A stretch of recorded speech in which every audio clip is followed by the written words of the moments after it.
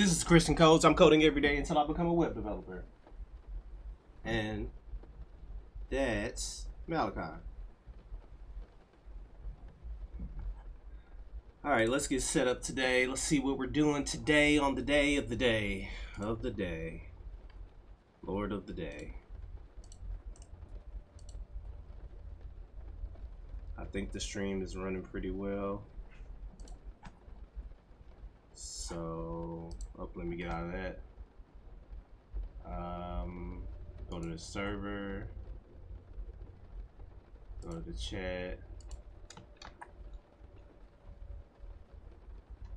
I think it's at everyone.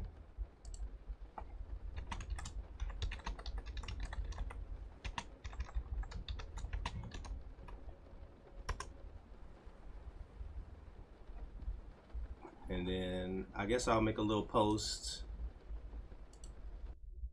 Oh no, I turned off the sound. Okay.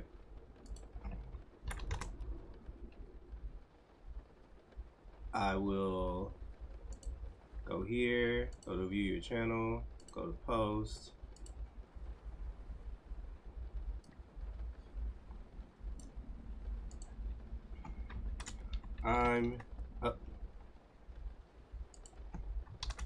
I'm streaming.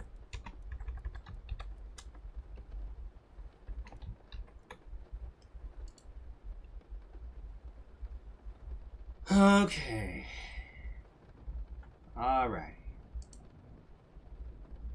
And then I need to create a server invite to server, copy that. I'll just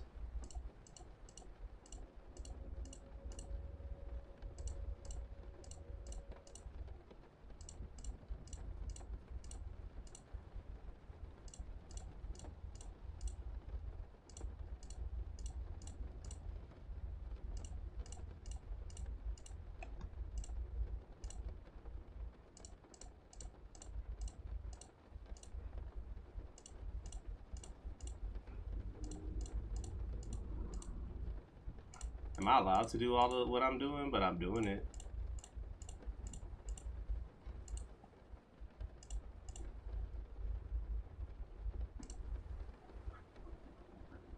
Please drag the shape half to the right.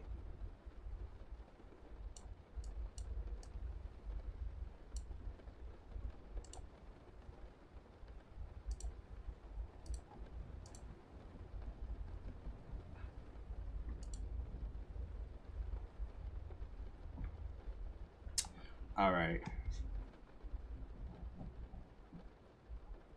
I just invited a whole bunch of people to the server.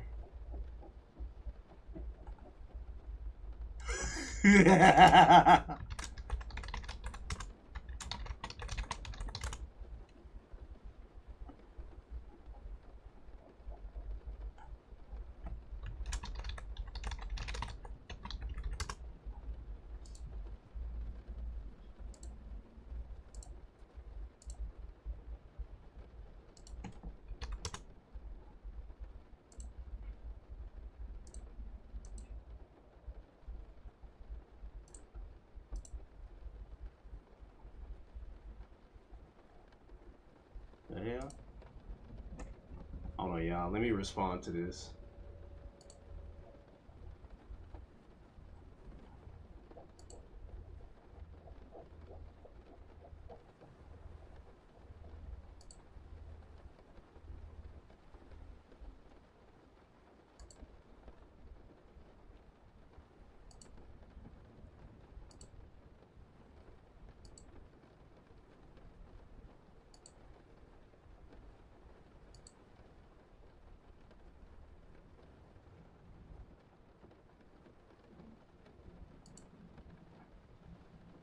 All right. Alrighty. Just join the server, haha. Alright.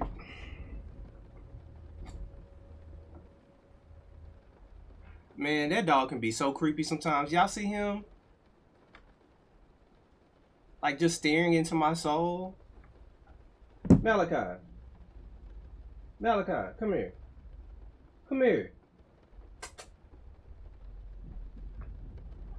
Come here. Hello. Say hello to the people, Malachi. Say hello to the people. You not gonna say hello to the people?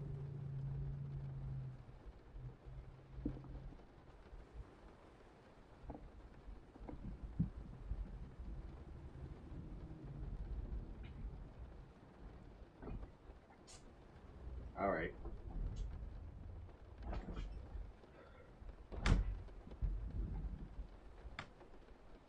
Okay. You don't know what to do with yourself? I have given you some of the best chicken today. I don't want to hear shit. I've given you some of the most delicious chicken.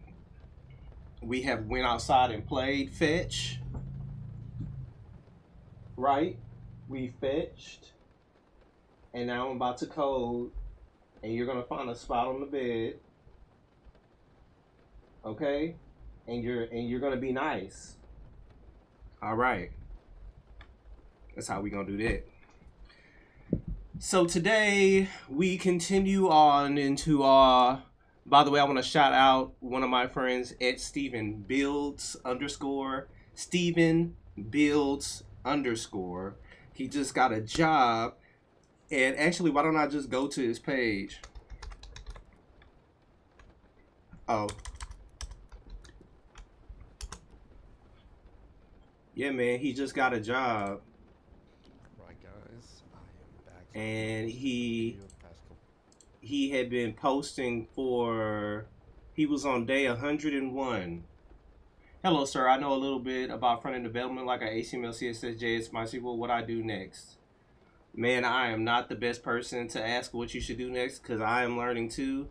But sometimes there are people who enter the chat who are more knowledgeable than I am, who may or may not be willing to answer that question. I also advise you to Google it. I advise you to Google.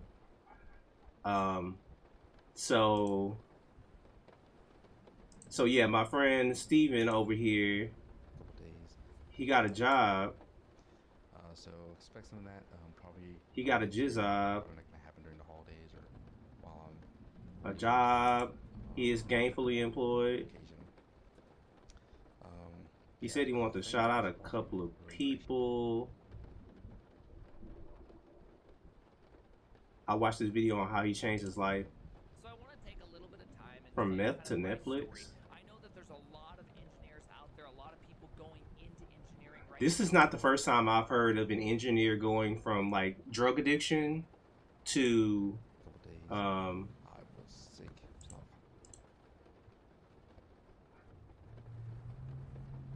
Who is this? Here's how to land a software engineering internship in 2024. Couple days. Cool. I was sick. It's not feeling that great. Man, I imagine he is something sometimes. I believe you.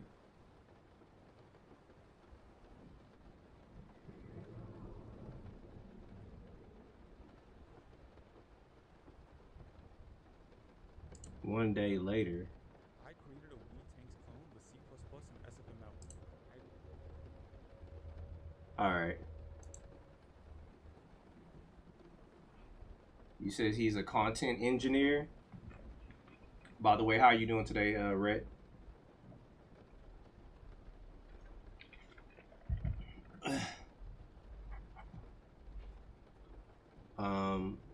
So today, hold on, let me make a new. Man, I know I have multiple, whatever. Let me just open it over here. Content engineer, interesting.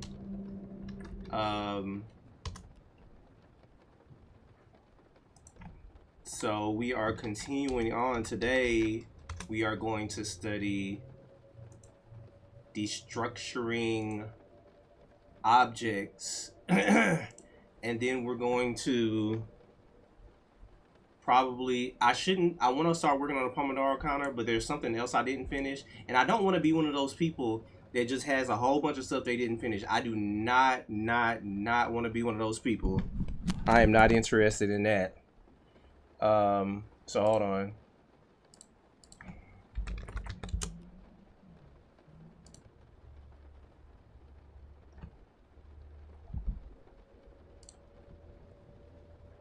Hold on, go back. Tell me if the sound is good. Is everything good for y'all? Is it working? Is it twerking? Come on, Udemy. Come on, Udemy. You can do it. I believe in you. Pomodoro is a good goal. You can start it and reach something viable and choose to continue it or not. Yeah, I think it's a good goal. I should probably continue it, but there was another thing that I was working on, which was the quiz app thingy. I was just getting so bored of that thing. So it feels like there's always something wrong with it. I don't know, man.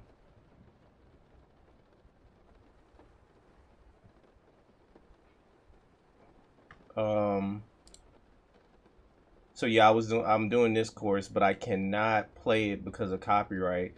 So I think it was last week, I was very curious about like other social media outside of the US, and I came upon the China alternative to YouTube, which is called Bilibili. So I downloaded the app, and what I found was very interesting. When I typed in JavaScript, I found this entire course that's paid for, that costs money, is on there for free. Just copyrighted, like all different types of courses are just on Bilibili for free in English. And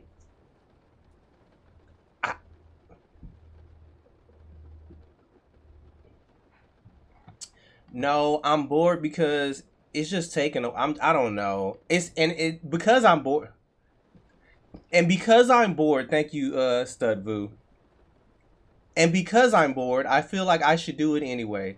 And it's not any problems with the styling, look, and feel, or I guess the reason is I just want to move on to something else. That's it. And so that's even more reason I should probably stick with it. So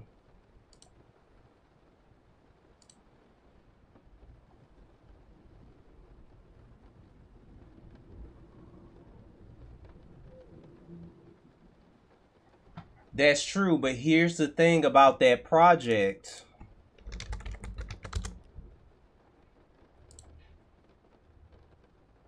One of my goals is the last project of the JavaScript fundamentals, and I want to finish all of this. I pay $12 for this a month. I want to finish it. So I finished all of... Hold up. I want to go to my solutions. Home. My challenges completed. So these are the challenges I've finished so far. And these are all on my GitHub.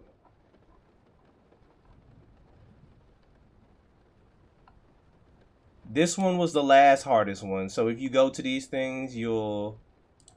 hold on. I already submitted a solution, so where's my solution?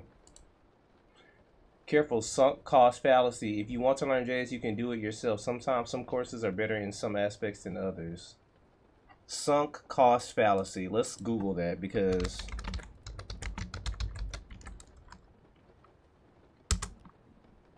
the phenomenon whereby a person is reluctant to abandon a strategy or course of action because they have invested heavily in it, even when it is clear that abandonment would be beneficial. But it's more. But you're probably right. But it's about. Let me make a case. Let me make a case. I feel like you're correct. You're correct because a lot of people do this type of thing. They invested so heavily, they're like, oh, I might as well finish. My thing is that one of the goals, like in my day zero video, I talked about mastery, I talked about consistency, I talked about actually doing something every day. And so than um it's bigger than just the investment that I put into it. It's more so breaking the curse of inconsistency, of procrastination, of never finishing anything, of just, like, I want to be consistent. And I'm making a case, even though my spirit is telling me I need to leave it alone, and I want to leave it alone. But I'm so far into it already. And it's like, it's just a few things that need to be done. Literally, it's just a few things that need to be done, and then I'll be done.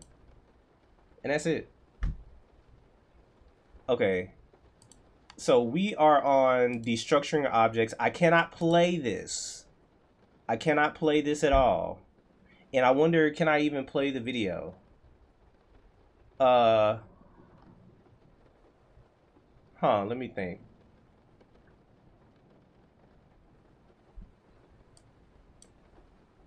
Can I play it without sound? I guess you can do both if you're almost done. True. Yeah. Yeah. Yeah.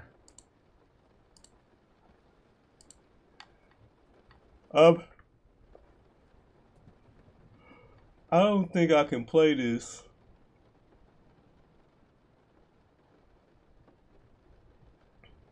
I wish I could. That's why I'm trying to find a YouTube equivalent.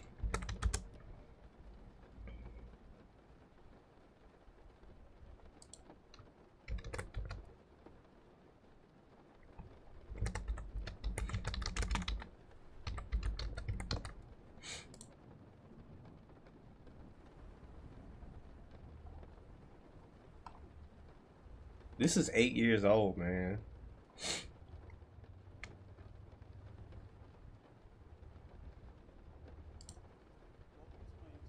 I simplify the web. In this video, I'll be simplifying object destructuring in JavaScript.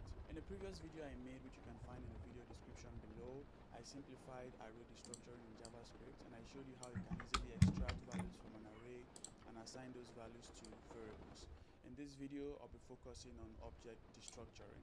Object destructuring, similar to array destructuring in JavaScript, allows you to easily extract properties from an object and assign those properties to variables.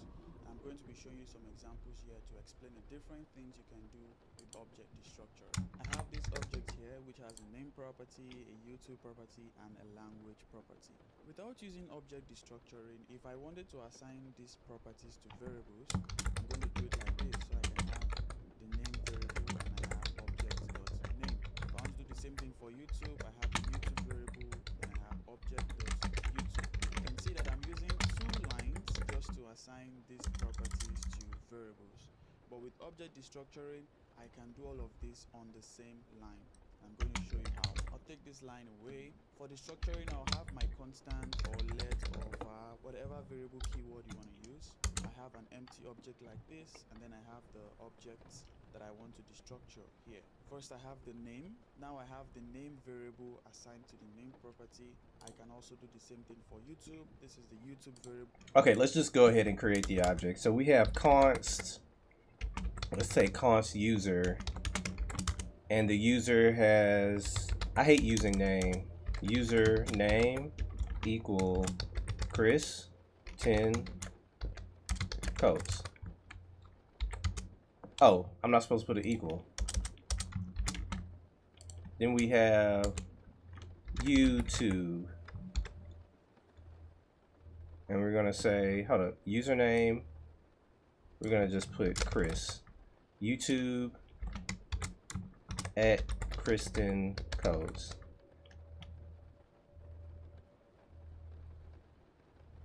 University courses that show you all the features of a language, basically, like, okay.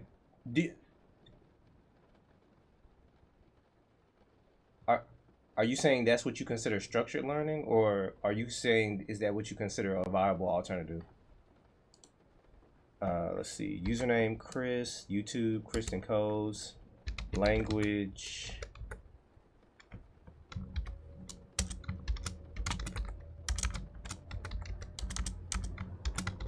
English.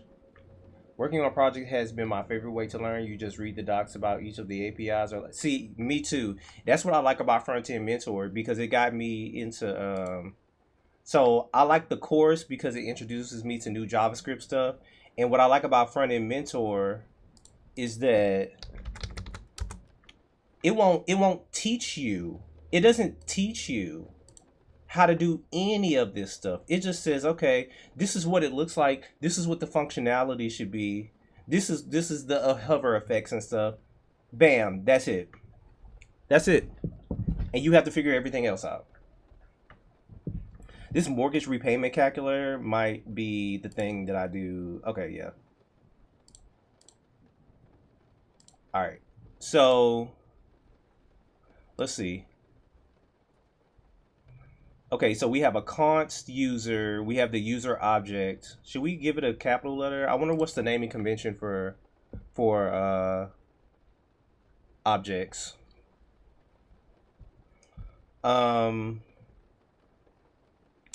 Let's see. Okay, so object destructuring. So what he did was he said he had a const. I thought there was a conflict with saying name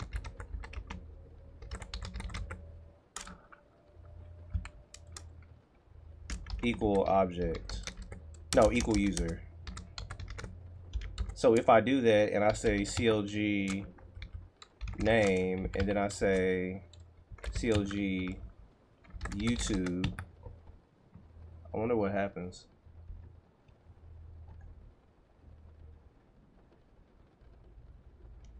Sorry if I'm like putting my hand in my mouth. I just had shrimp and I forgot I didn't floss afterwards. So I'm like, all right. Let's refresh that. Kristen codes and name is undefined. Okay. Who assigned to the YouTube property. I can destructure the language property also. Now the language variable is assigned to the language property. Okay. Okay. So what I did wrong was I should have put oops. Username.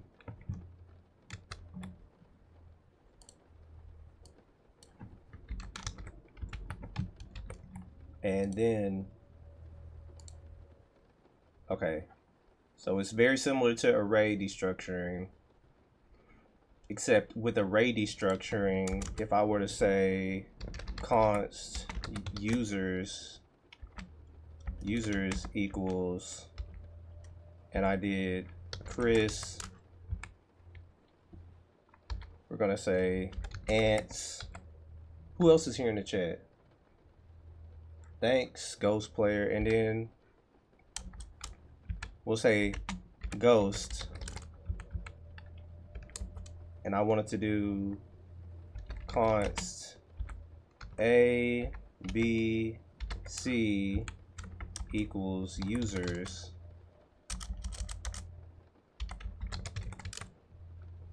That order matters, but it seems like that's not how it works for, because if I did U, let's say I did A, no, D and E, and then I said D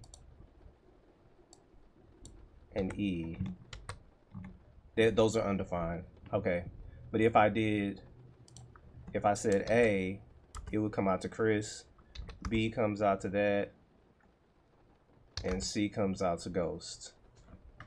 So when we do array destructuring, the order definitely matters, but it seems like with the objects, the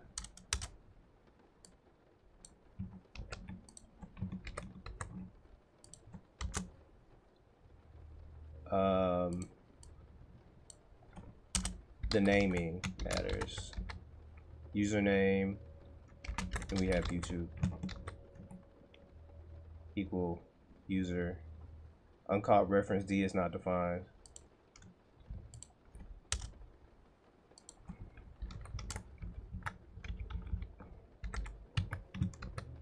All right.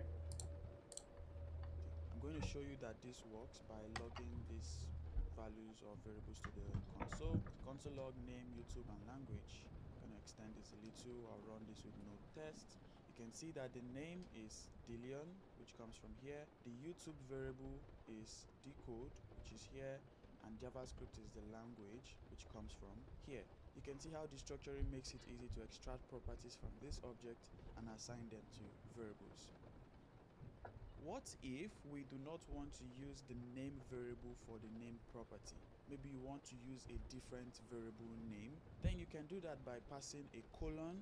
When you pass a colon, then you can declare what variable name you want to use for that property. So here I can pass username, for example. By coming here, you can see that the name variable no longer exists because this is not a variable, as we have assigned the name property to the username variable.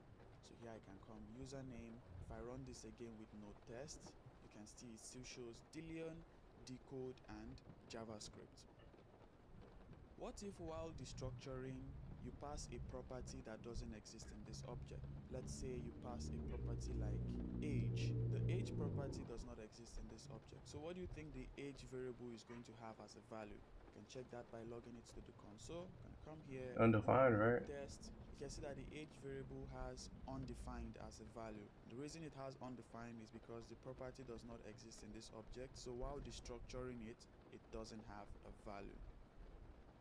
At the same time, while destructuring objects, you can pass default values to variables such that in cases where the properties does not exist in the object, it's going to take that default value. How do you pass a default value? You pass it with the equal sign. So for the language, I can pass a default value of CSS. For the age, I can pass a default value of 30.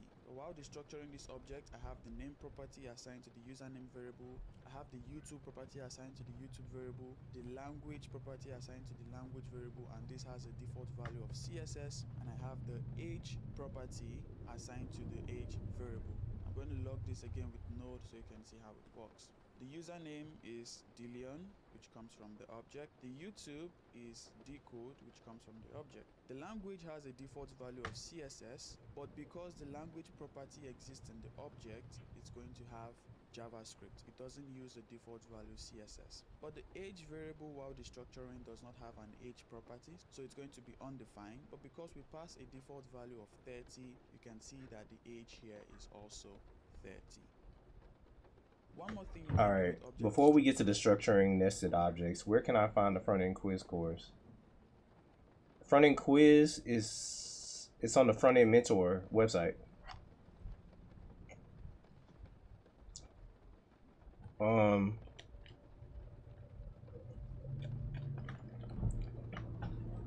Okay, so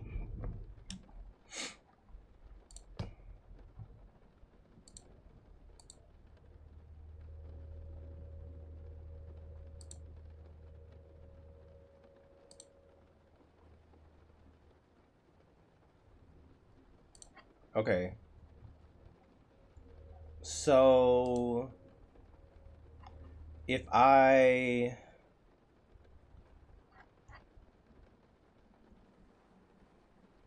all right, so let's say I don't want username to be username. I want it to be UN, and if it's not there, then I'll give it a default of Christian. And let's say we're just gonna call this X for now. And then we're going to say YouTube, but we're gonna give it this. So I'm assuming we would do this, and then we would do UN.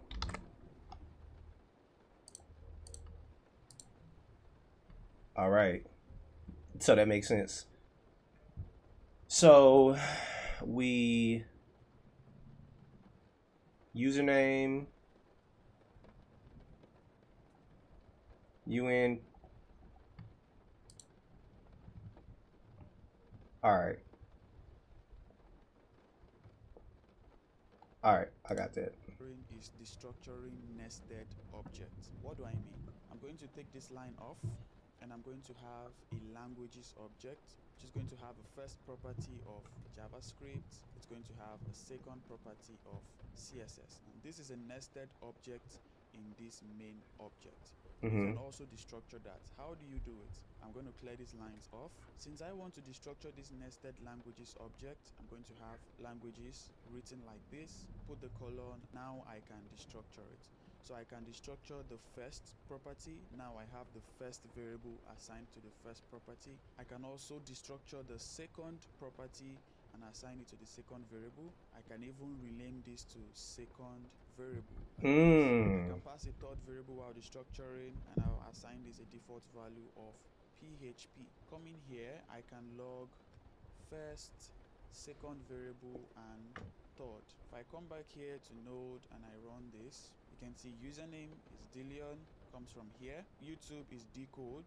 First is JavaScript, which it destructures from this nested object. Second variable, which is assigned to the second property, is CSS, which you can see here. And the third variable, which does not assign to any property because it doesn't exist, by passing the default value of PHP, you can see it also results in PHP.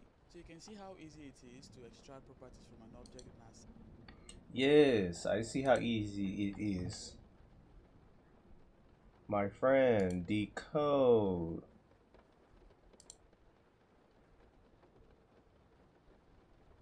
Alright. When's the last time he posted a video? 8 hours ago. Let's see. Welcome to my YouTube channel where I simplify the web. In this video, I'll be simplifying object destructuring in JavaScript. In the previous video I made, which you can find in the video description below, I simplified array destructuring in JavaScript, and I showed you how you can easily extract values from an array and assign those values to variables. In this video, I'll be focusing on object destructuring. Object destructuring, similar to array destructuring in JavaScript, allows you to easily extract properties from an object and assign those properties to variables. I'm going to be showing you some examples here to explain the different things you can do.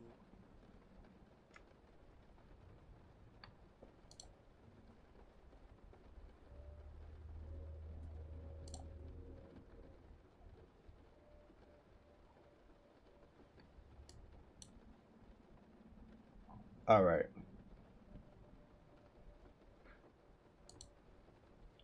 So we did that. So now let's create an object. So we're gonna say languages, and we're gonna say we have first is English, second is Spanish, third is French. And if we wanted to access those, we would do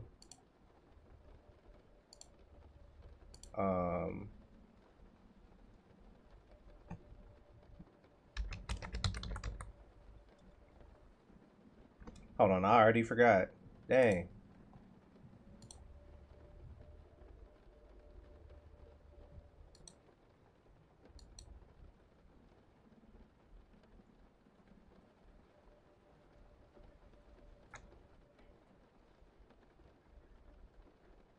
Okay, yeah. So object destructuring like that, and then I could say first, I could also call it 1, right? And then I could say second, and then I could say third,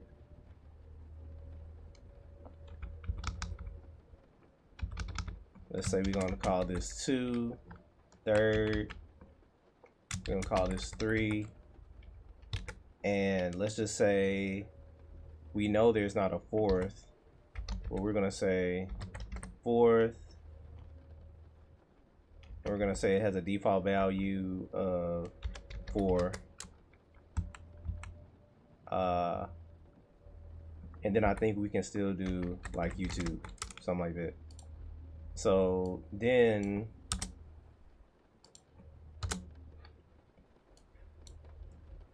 I'll just console.log.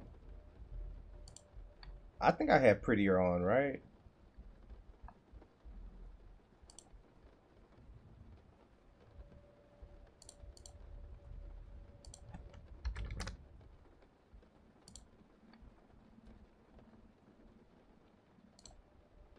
All right. So then what I do is I can console.log.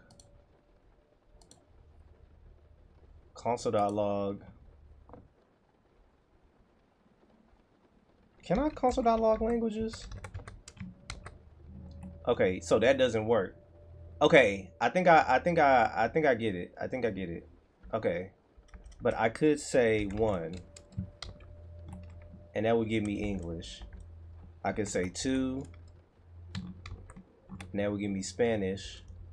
And I can say 3 and that would give me French. And if I say 4th, that's gonna give me 4.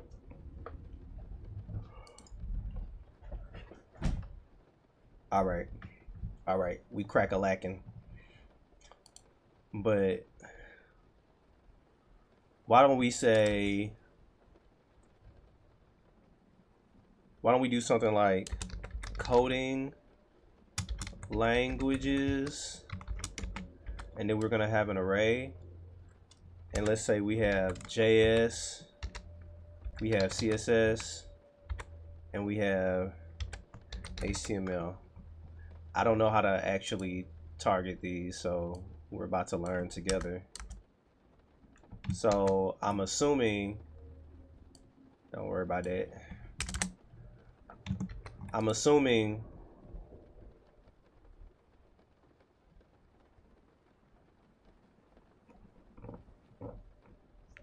if I wanted to do coding languages, would I do like X, Y, Z?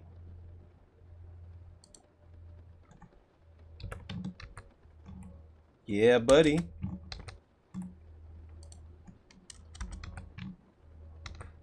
Let's go a step further. Let's say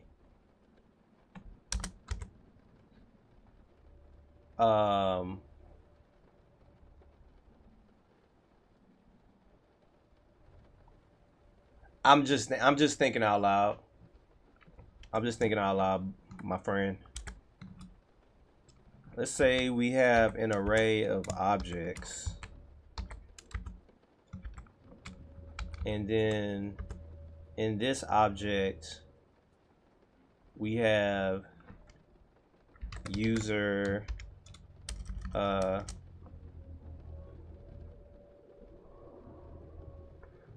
we have first name Sally.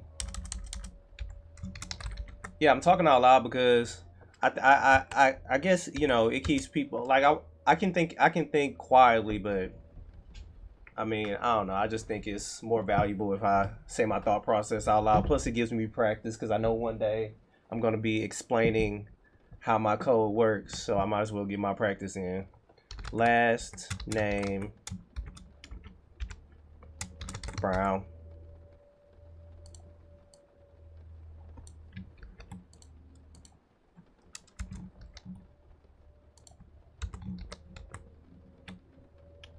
Okay, and then we're gonna say this one is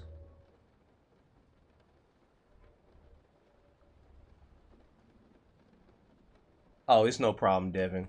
So we're gonna put Devin, and we got Gray, and then we got Ace. We call him Ace Unpacking. All right, so now what we're gonna do is we're gonna say these are current users, right? Let's close this. So Okay, so let's see. I'm assuming what I do, because I've never done, I'm experimenting, by the way. Current users, I'm assuming I do this, and then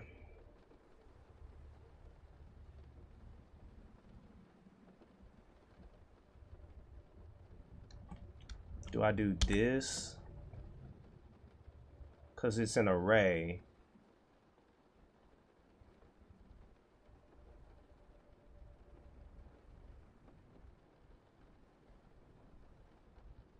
And okay, so let's just start here. Let's just do XYZ, because I already know that's going to give me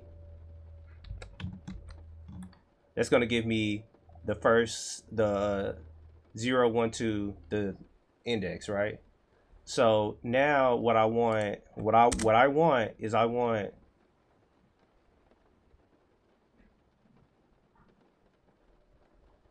want this information.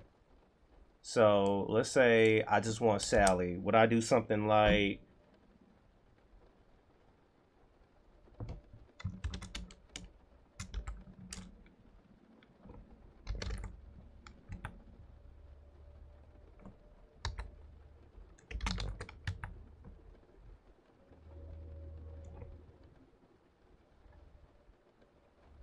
I don't know.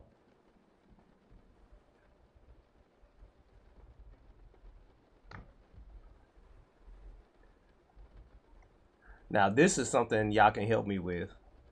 So I have an object, and the object has a property with an array of objects, and I want to access these. How do I do that?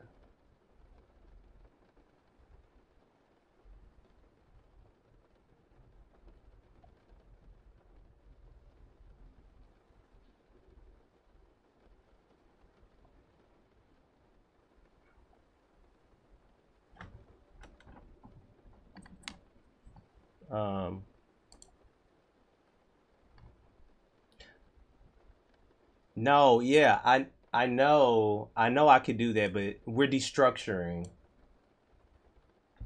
We're destructuring. So we're not doing all that.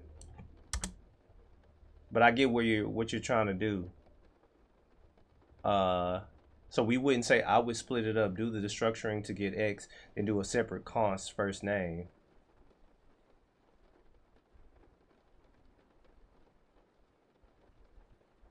So we can't do it all in one line and destructure right here, because we could do that if this was a plain up straight up array. If this was an object or an array, we could do that. So it's two different destructures. So there's no one liner for this.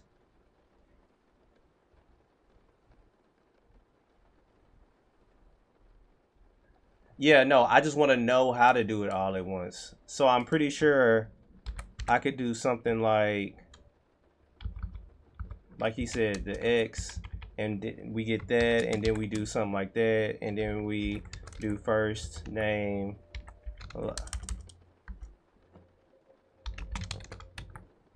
That still didn't work.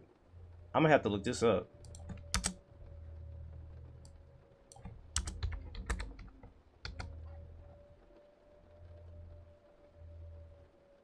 Nah, I wanna.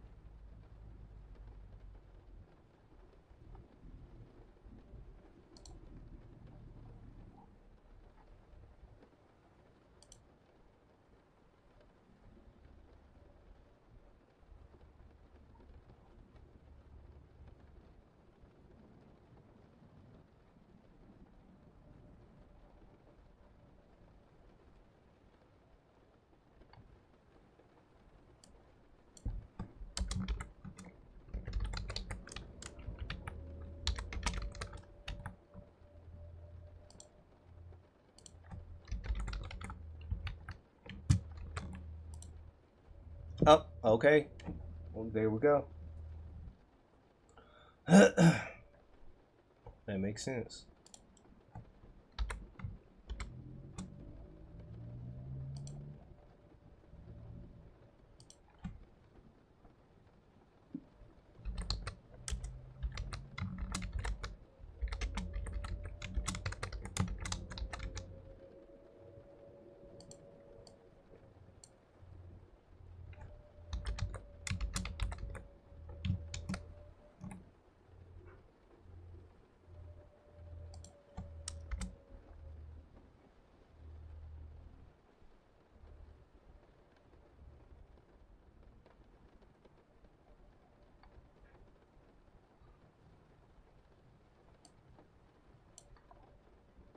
Oh, okay.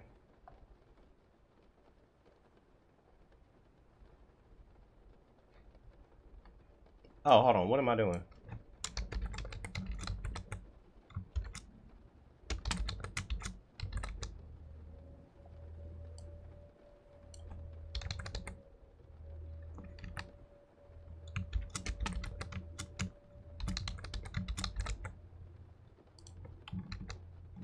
All right, there we go.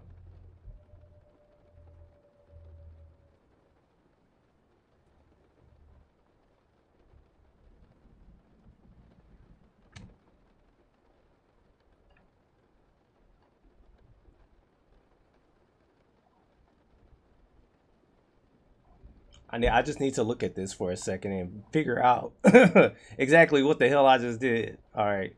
So we know in array destructuring, we got then and the band. So we're doing the object destructuring, and then we destructure the object right here.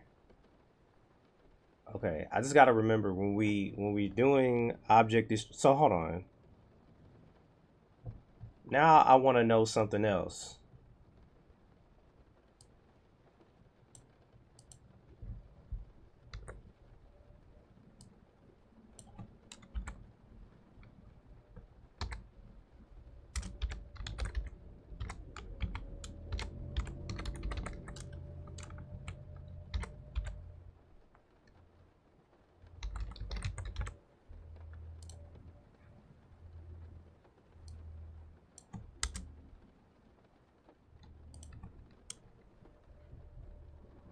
Hello.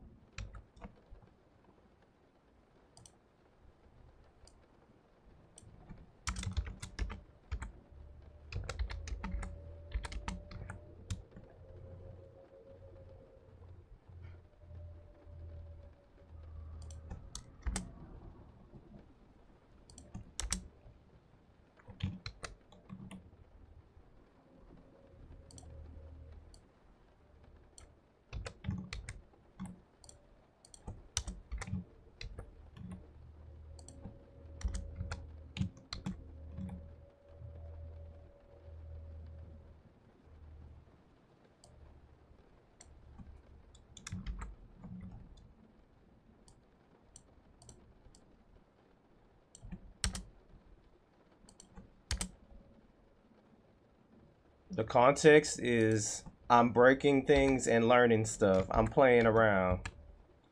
Yesterday we're doing destructuring. Yesterday we did um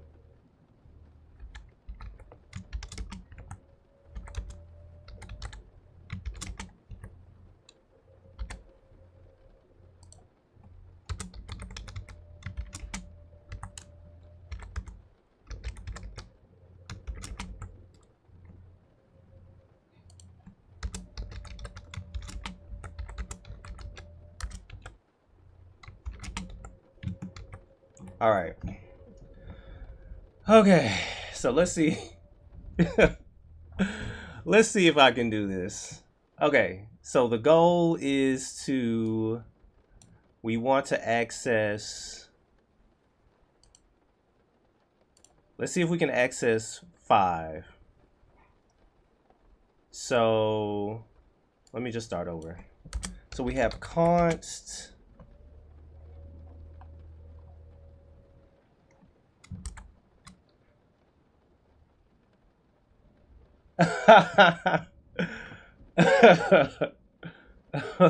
Thanks, Adam and Devin Gray. Yeah, I imagine from what I understand, I'm just learning again. I'm just learning all this, and there was a question that I did yesterday that ChatGPT gave me, and I'll get to that part in the stream in a second because usually what I do is I'll learn something and then I'll ask ChatGPT to give me word problems. And if you look at the yesterday's vid, you'll see that. But I did. It did have a chat. It did have one of those questions talking about like if this was an API response. So I guess you get an API response as a JSON file, and then you gotta parse through that stuff. All right. So the goal is to get the 5. Okay. So we're doing object destructuring. So we would do current users, which is an array.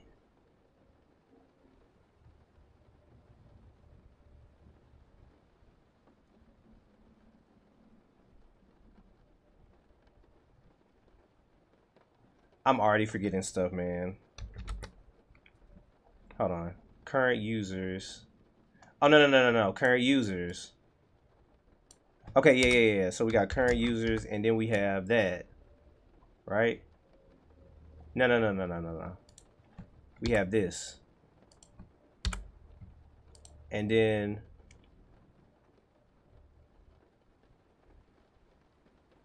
we're gonna say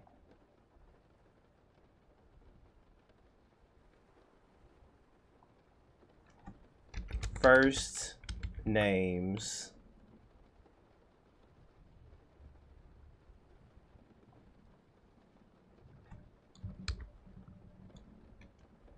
and in first names we have an array.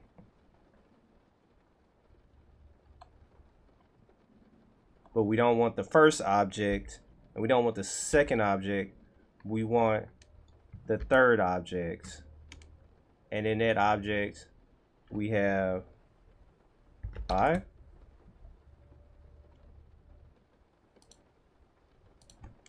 equal. Okay. If this works. Nope. Okay, so hold on. So we have const current users, and then in current users we have an array, and then we access first names, which is an array.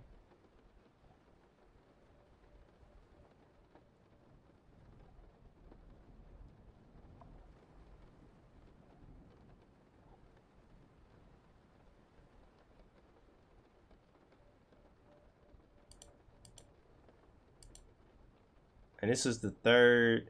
Hold on, no. And this is the third object in this array of first names.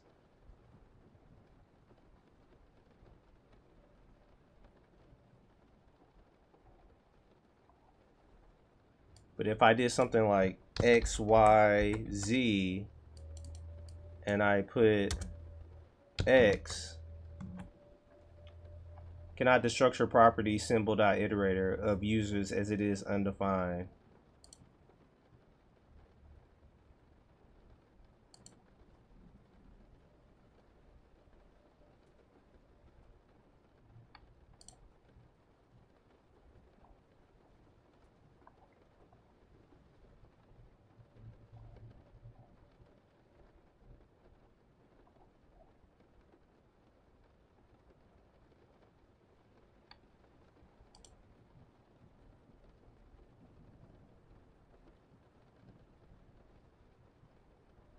Okay, let's start over. Let's start over. Oh, my bad. No, I was wrong. It's user. All right. Yeah.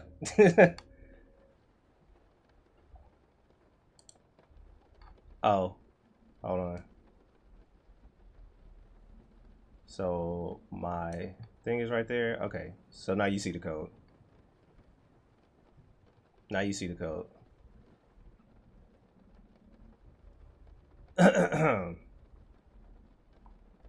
All right, so we got first names XYZ. So X would be okay. I think I got it. So I don't want the first index. I don't want the second, but I want the third, and I want the 5. Did it. All right. Mission accomplished. Mission accomplished. We got the 5.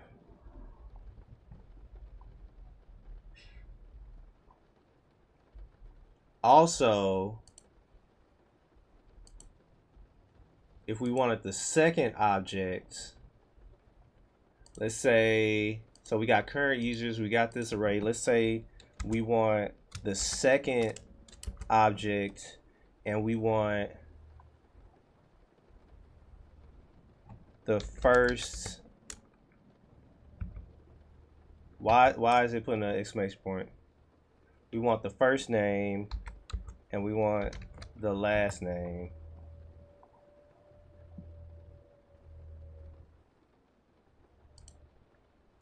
So if we put first name, we get Devin. Yeah, okay. Now we're tracking. Okay. All right, I got it. I understand. Tip: don't do in real apps for learning is fine though. Okay. That's fair. Okay. So now I know how to access destructuring type things. So now what I usually do at this point, it's not a bad exercise, but you will probably want to extract out any of the nested objects into a variable so that it's readable. Any of the nested objects. Okay, yeah, that's fair. Again, yeah, that makes a lot of sense. It would be easier to take these, put the whole object in a variable and just go about your business and use that instead of like doing this long-winded destructuring. I just wanted to know how to do it.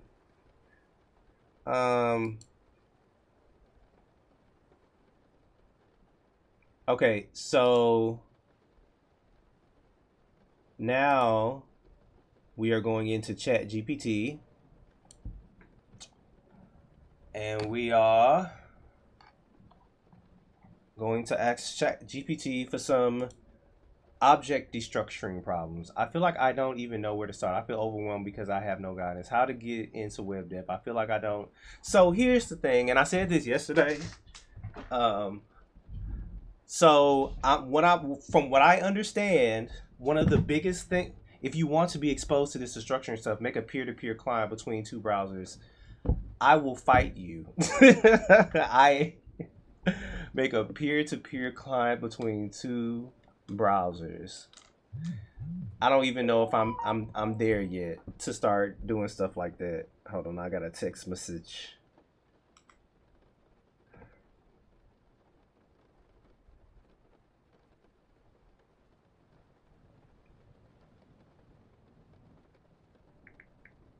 I don't know how to do that. I don't know. I'm not there yet. I don't know how to do all that. Red.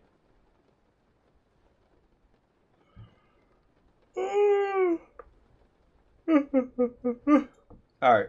So the next thing we're gonna do is ask ChatGPT. So let's see. How did I prompt it yesterday? Okay, I said. Okay.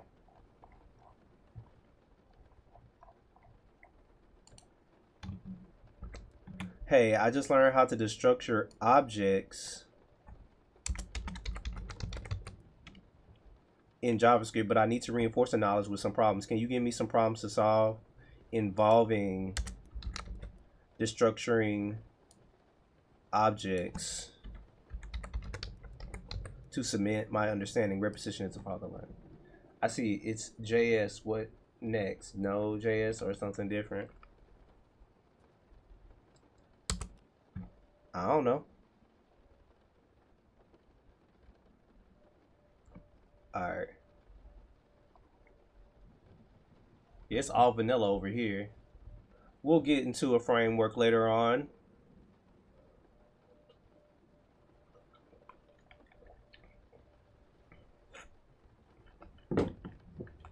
Right now, I'm just trying to finish through a JavaScript course.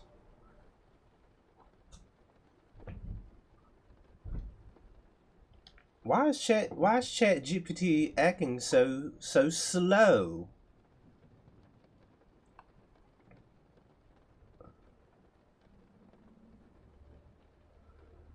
Listen, ChatGPT, you don't have to glaze me up. You don't have to butter me up, you know.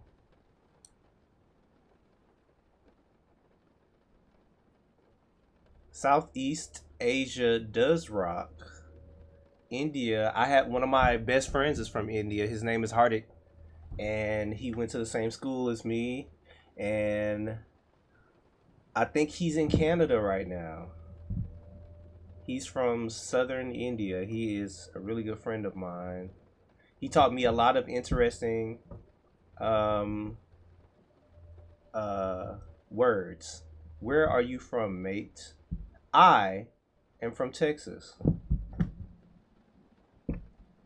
And that dog is from Texas too. Can you tell by my accent? Okay. So ChatGPT says, I love that mindset. You're 100% right. Object destructuring is huge in real world JavaScript, so drilling it is a smart move. Below is a progressive set of object destructuring problems from basic real world to brain stretchers. Try to solve each using destructuring only, no object.property access. Okay, let's do it.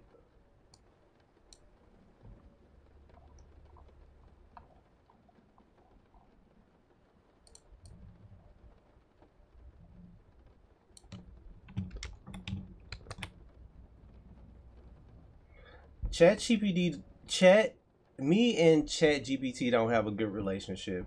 As you can see, I don't like to use ChatGPT for much, and I'm gonna go ahead and delete that. No, actually I'm not. It says your year in ChatGPT. I will not. I refuse.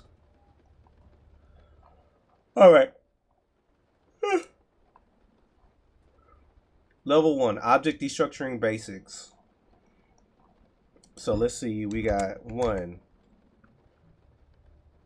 Extract name and age into variables. All right. So 1 is basic extraction. And we're going to call this object destructuring basics. And what we're going to do is we're going to create an object called user. We're going to have a name. His name is Alex. By the way, shout out, ChatGPT is quite limited with tokens. I recommend you use DeepSeek. Google Gemini, I believe, is free if you hit unlimited with ChatGPT. It's morning, 6:35 a.m. Didn't sleep all night. Hooked to YouTube and Insta Algo. No social life, no work. Unemployed me and YouTube suggested this live. Is this a sign to go get a job for me? My friend, that is a good question that I unfortunately and fortunately do not have the answer to.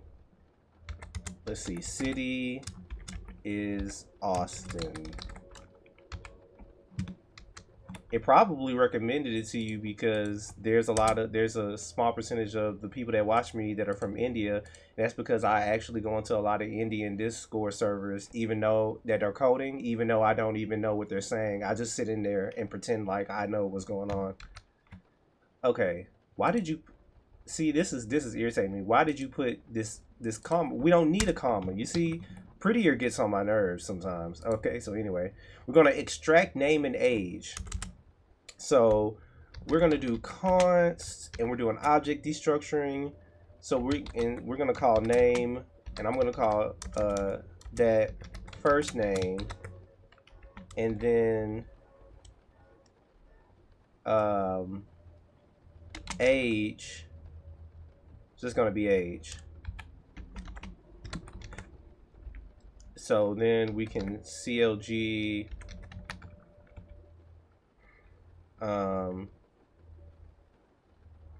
let's just make it fancy. Let's just say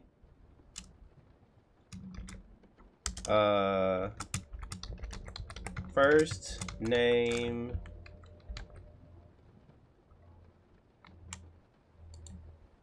the user's name is,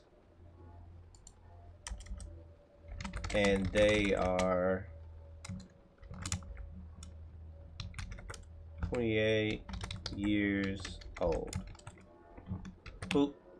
So now we go here. The user's name is Alex and they are 28 years old. So we successfully completed that one. Next. I've read a lot of books this year and none of them are on programming. I read The Three-Body Problem, if you're into hard science fiction, which I am. All right, so next, order doesn't matter. So number 2,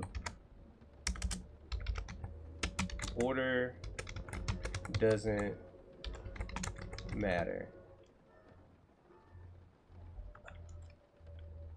And we are going to extract year and make.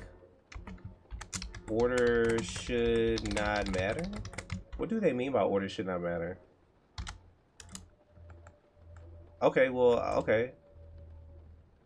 I'll do it, whatever.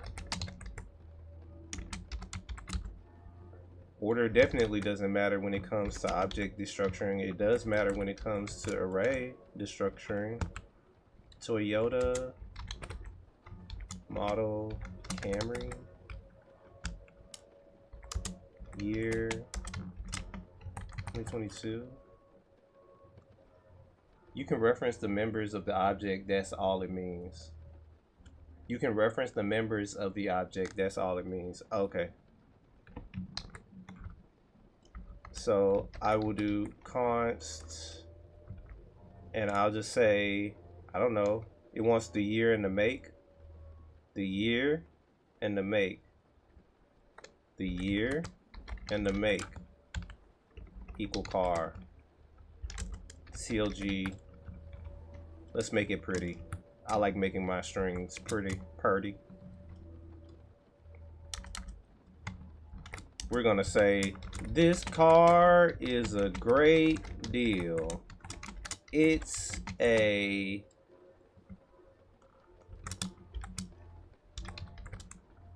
(2022)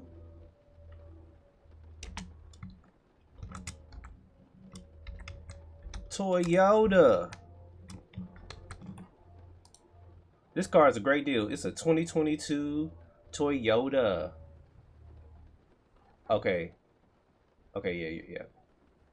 Thank you, Rhett. Thank you, Rhett. Appreciate you, sir. All right.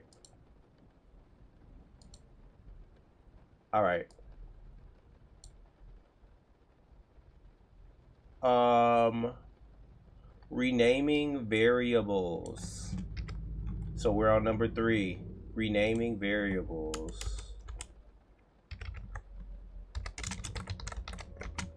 Is it possible to destructure all of the fields of an object and print them all arbitrarily without knowing their names ahead of time? Is it possible to destructure all of the fields of an object and to print them all arbitrarily without knowing their names ahead of time?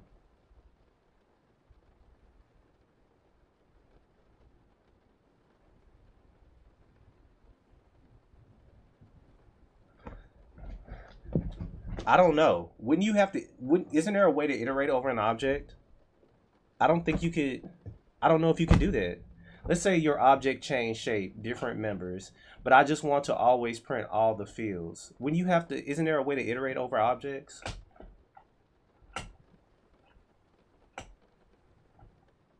Like, I don't think you would do, is it possible to destructure all of the fields of an object and to print them arbitrarily? I don't know if you would see, again, limited knowledge here. Are you asking that as like as in testing me, or are you asking that as in you already know the answer?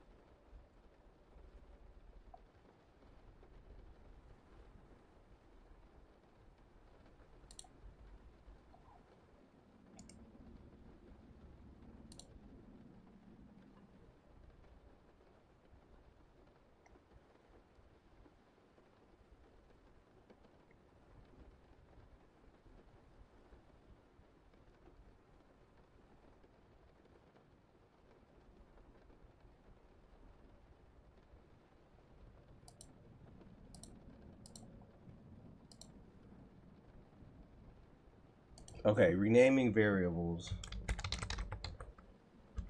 So we want to extract title as product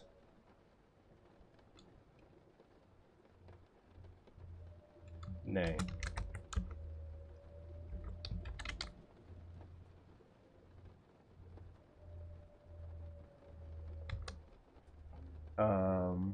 Const product equals title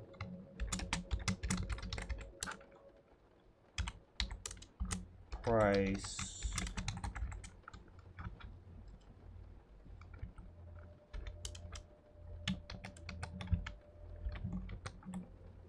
and we want to extract title as product name. Const title product name equals product CLG product name.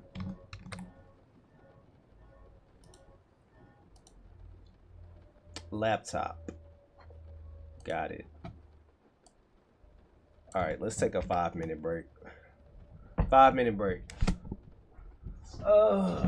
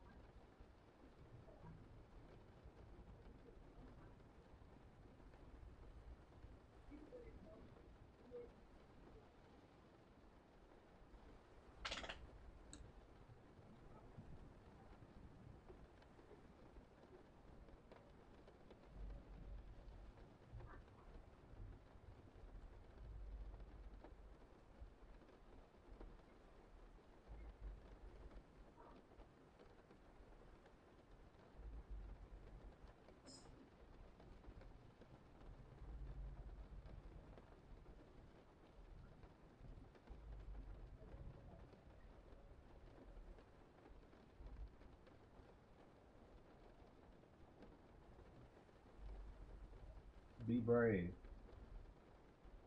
Be brave, Malachi. Be brave. Yeah, you got this. Yep. Yep. Mm-hmm. Yeah.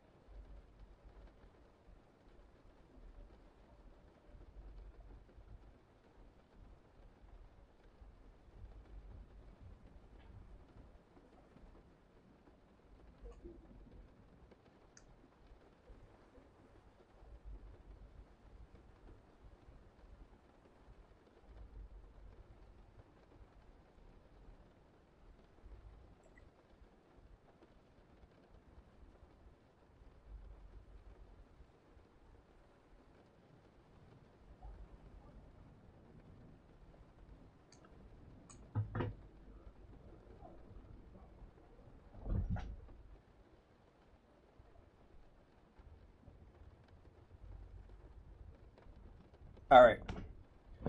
And we're back. 5-minute break is over. I'll take another break in 25 minutes.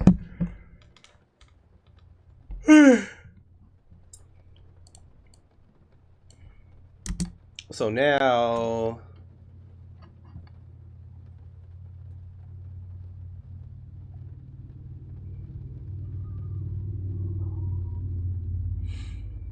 defaults and missing properties for default values. extract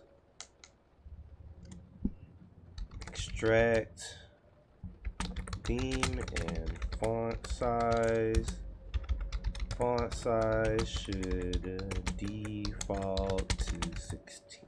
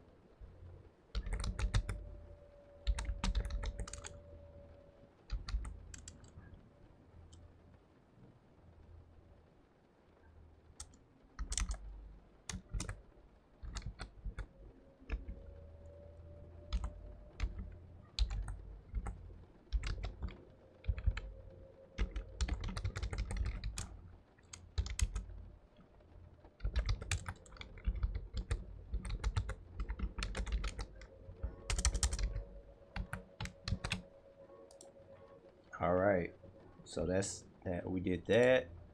Number 5.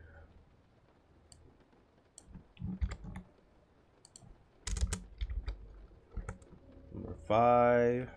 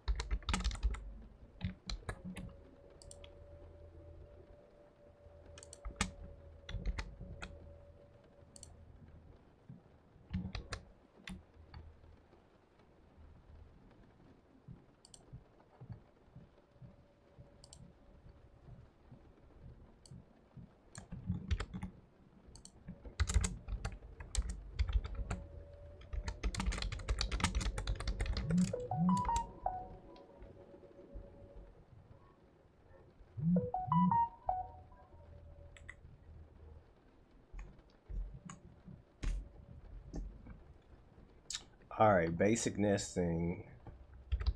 Extract city and zip. So we have a user object name Sam. The Addy. We're just gonna put Addy. No, we're gonna put address. City. Denver. Zip 80202. And we need to extract the city and the zip. Const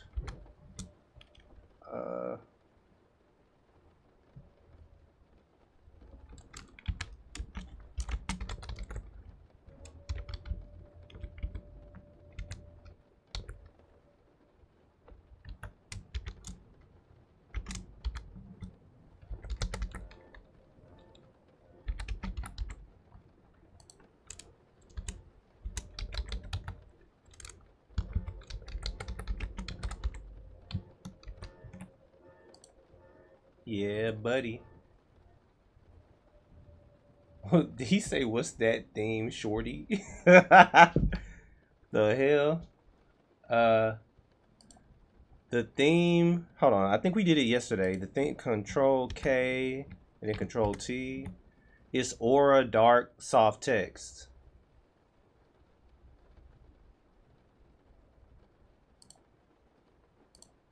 All right.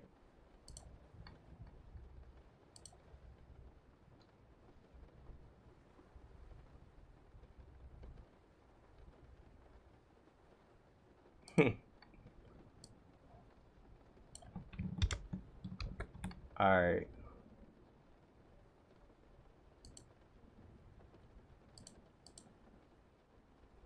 So we did basic nesting, and now we go to number 7. 7 is deep nesting, and they want us to extract floor and country. I'm gonna have to add this to my Linux default. Const company equal name tech corp location country say, and we have office floor 5. And they want us to extract floor and extract country. So why don't we go ahead and do const, and we're gonna say equal company, because I hate when it gives me that red squiggly ass line.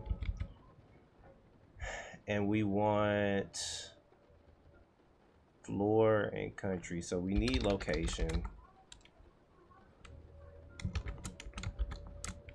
And then we need location. We got country, and then we need office floor.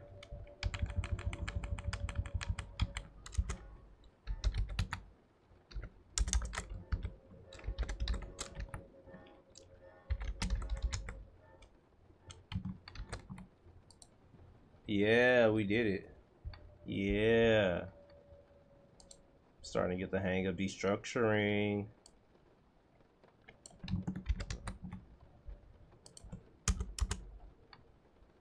Renaming nested values.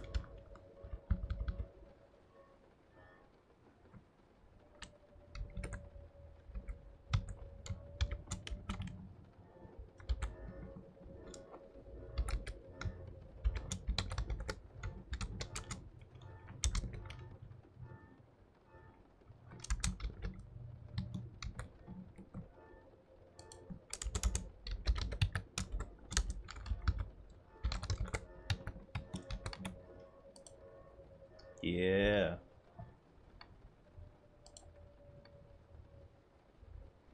We are doing practice.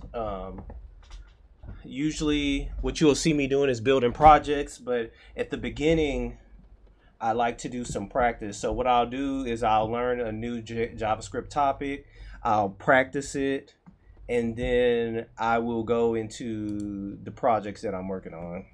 So that's the structure of today. So we're on number 9. Collect remaining properties. REST operator with objects. I am not good with the REST operator. I don't know why I didn't even put this right here. I guess REST is a part of the structuring, but whatever. So we're on number 9.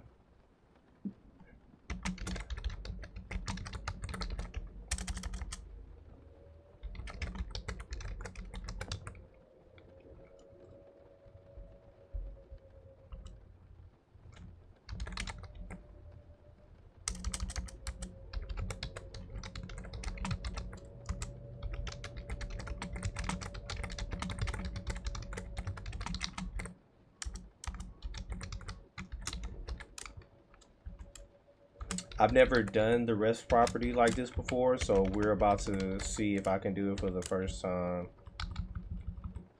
So they want name. We know they want name. But then can we do like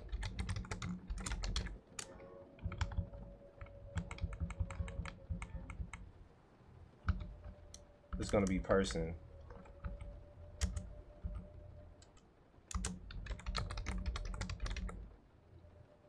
Oh yeah, I did. But I haven't taken a I don't think I've taken a true deep dive into it.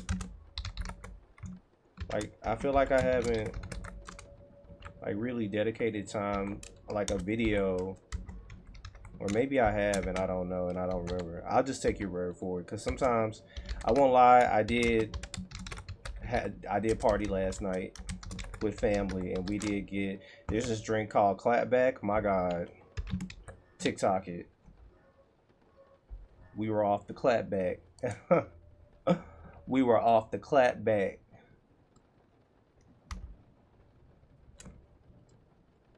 Extract name.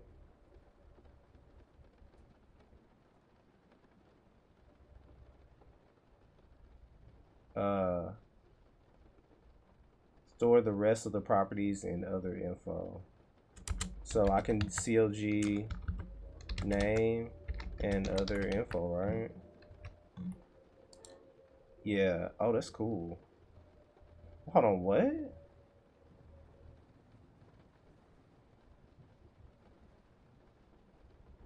It put it into an object. Interesting. I didn't know it does that. It put all of this into an object. It put both of these into an object. That's cool. Joy, joy, joy, joy.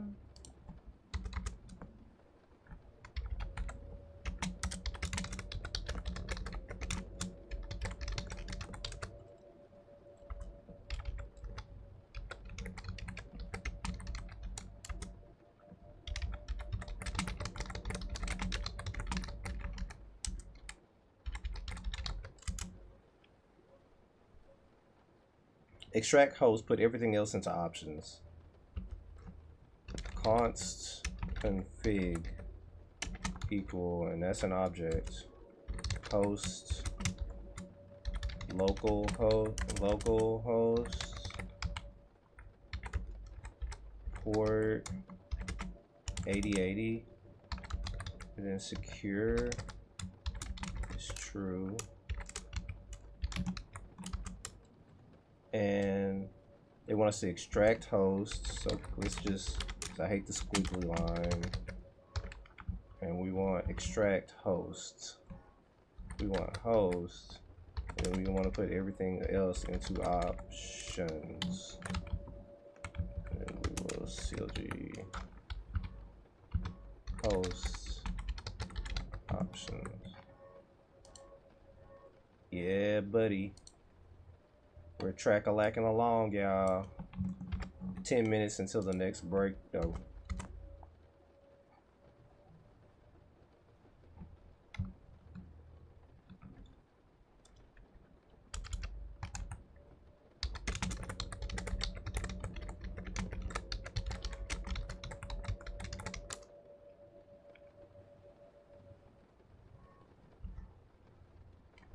So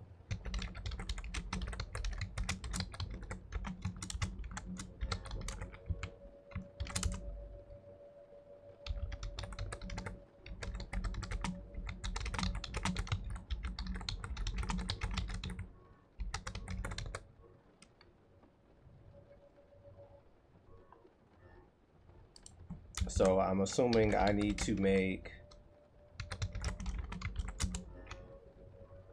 and we're gonna say name is Chris, email is Chris at chris.com. So when we put the user in there, we wanted to structure name. So what we do, so what are we gonna do? We're gonna do const name. We're gonna do const name email equal user, and then we're gonna return name. Can I put that in an object? Can I just say email? And then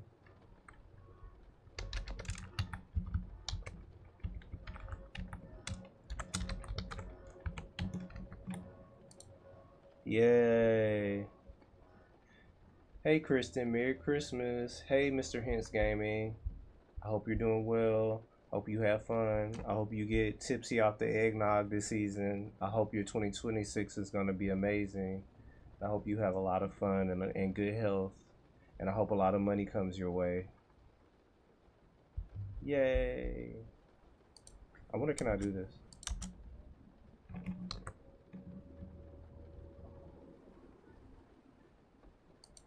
I can do this too. That's cool.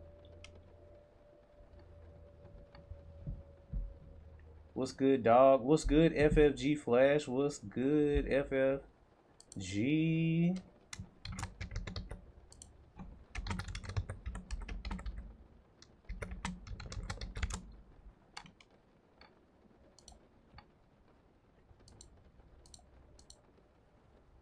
All right, so we did 11. Now we got to do 12.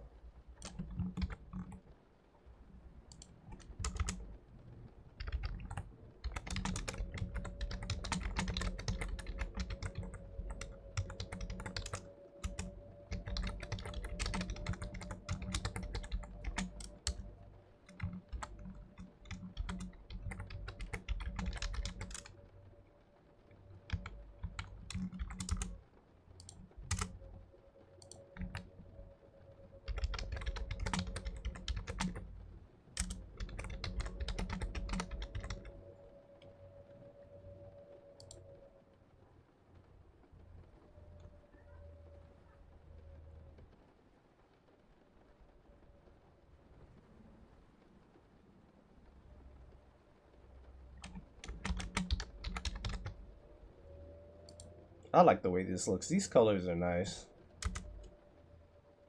So why don't I create a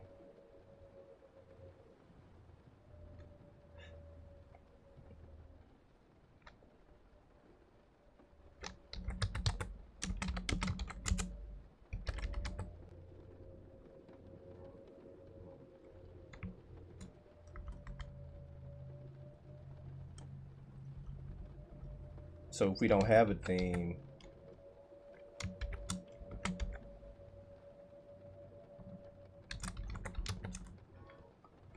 yeah, we're gonna work on the timer app. Right now I'm just doing some study stuff. No, this is like, remember yesterday I was like, oh, I'm gonna learn destructuring arrays. So today the next part is destructuring objects.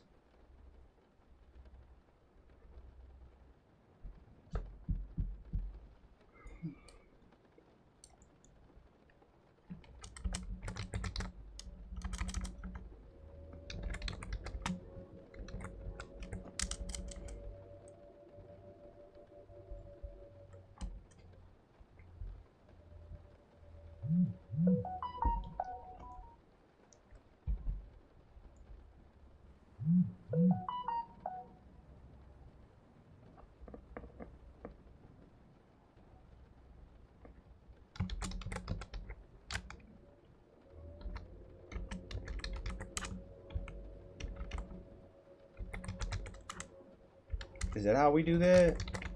I feel like I'm doing something wrong.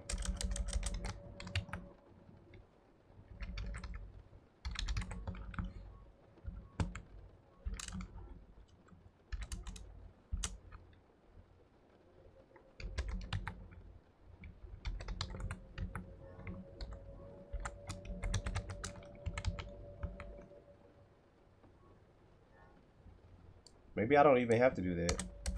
Maybe I can just do this. Okay, yeah, okay, yeah. Yeah, you caught, yeah. I caught that. See, I'm getting better. I caught that before I read the chat.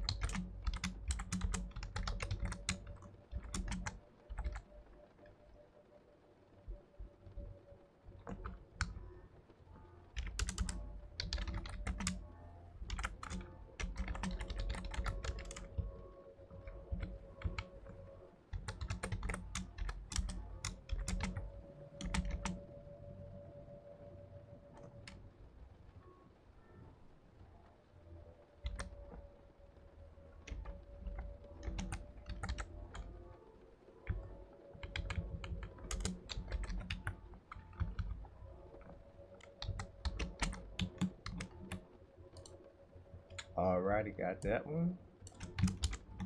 Now the last one, number 15. But I think in 10 seconds we go on our break. Well, actually, the break is now, so 5-minute break.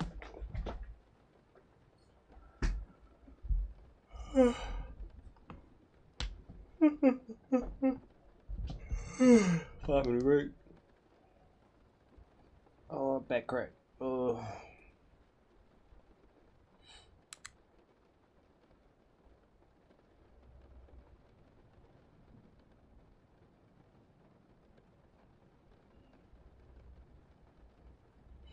You're right. Let me go stretch these legs. Hold up. Ugh.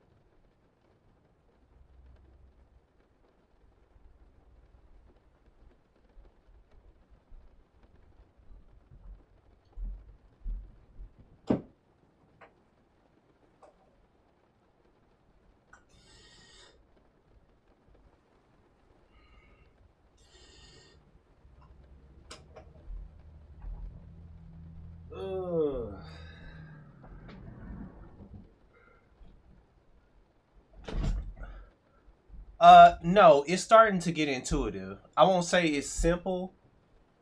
I'll say, uh, I don't think it's simple, but I'll say it is. It is starting to. I'm starting to understand it. I think it's one of those things where, like, I feel like sometimes when the people who created the syntax, like, I feel like we have to like. Am I doing? I'm saying like too much. I feel like I'm bad. I'm a sorority girl. Okay. I feel like the more we utilize the syntax, the more we get into the mind of the people who actually created it, and the easier it becomes. So I feel like, wow, this might not be, like if we were to come up with this feature in the language ourselves, it would be different. I feel like as people would use it, they would have to get into our mindsets or whatever we were thinking when we created it. When it gets tedious, you need to rethink the architecture. Are you commenting on my quiz app? Because if you are, I don't want to do that quiz app. I really don't. Syntactic sugar. Hold on, has it been 5 minutes? No, we got 1 minute left. Also, I recommend, but I'm not getting in refactoring. Please don't use AI if you're serious about learning. I am using. If you watch this channel, I'm very serious about not using AI while I learn. I know you just tuned in, so you probably don't know what's going on. So what is actually happening, Dr. Morax, is that I learn a concept and I ask ChatGPT for questions or word problems. So I never use AI to just like straight up give me the answer or anything like that. These are word problems. I don't know if the kids still call them word problems. I was born in the 90s, so back then we called them word problems. I don't know what they called. I don't know what the kids call them now. The devs want you to type less, so they make the code more expressive with all these sugary language features. Well, hello, dark host. Coor. What's up, dark host?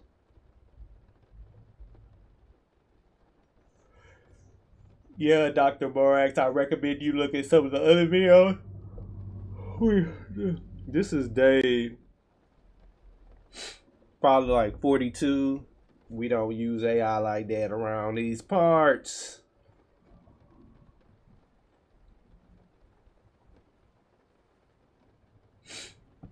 All right. Yeah, I do need a good project, and I'm open to suggestions. One of the projects I want to build, because I used to work in an apartment complex. I want to make like a little project where, like, you have this website and you can go in and you can. I want to create like a small little my for my first portfolio piece. Maybe is that a mosquito? A mosquito! Stop it! That can go on the blooper reel. Freaking. Oh, y'all didn't. Okay. You caught me off guard with that worm, with that caterpillar. uh, so, what was I saying?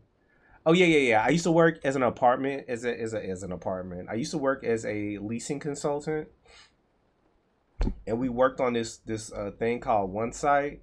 I would like to create like something that's similar to One Site, where you're creating a now, mind you, this is for my first portfolio project. Like, it's a little app that will take care of all of the apartments in the apartment complex. So you register somebody to be in that apartment complex. That particular part holds all their documents, and then it holds the size and the payment history and all of these different things in the for that apartment. You know what I mean? So first we would have, let's say we had room 334, right? We got room 334 at the apartment complex. So the admin is able to assign people to that room, and when they go to that particular apartment, excuse me, that unit, they'll see the paperwork that's with that unit, like the lease agreement. They'll see um they'll see the payment history, the current utility costs, like, and then see, you can see it 12 months out, a few months out, or whatever. It has different views on it.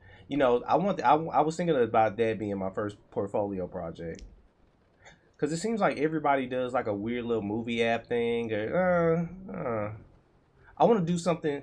Sounds like a good project. You don't even need to put any of it in the cloud at all. Where can I DM you, Kristen? Looking to launch my SaaS project next year. This sounds like a cool idea. Are you on Discord?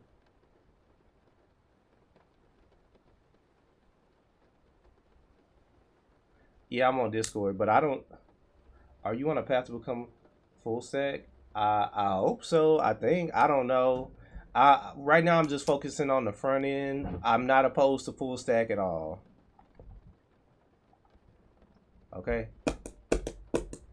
Yes, you do hear rain, because there is rain in my spirit. My soul is raining, and we're watching a video. I think it's relaxing. I hope it works out too, Christian Brindle3342.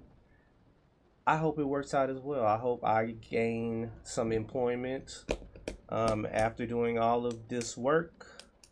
I hope it turns out great. You could do full stack all entirely in the browser. Yes, sir. Okay, so we're gonna finish this. We're on number 15. 15 is nested plus rest, and we are extracting user, and we're going to store everything else in remaining state.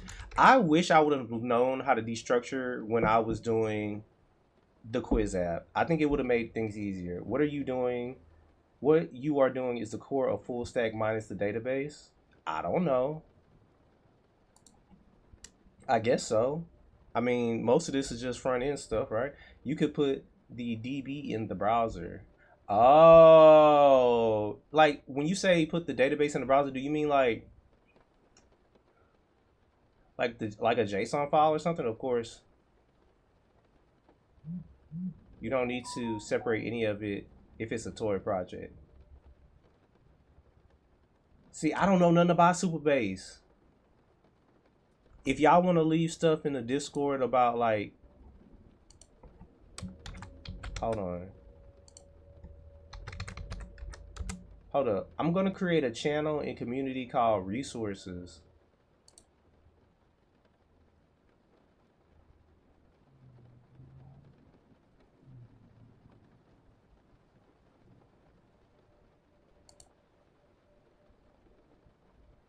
Hold on. I'm gonna create a new channel.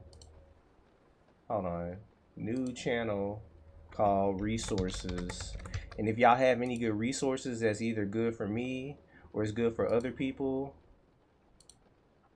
y'all, hold on, let me,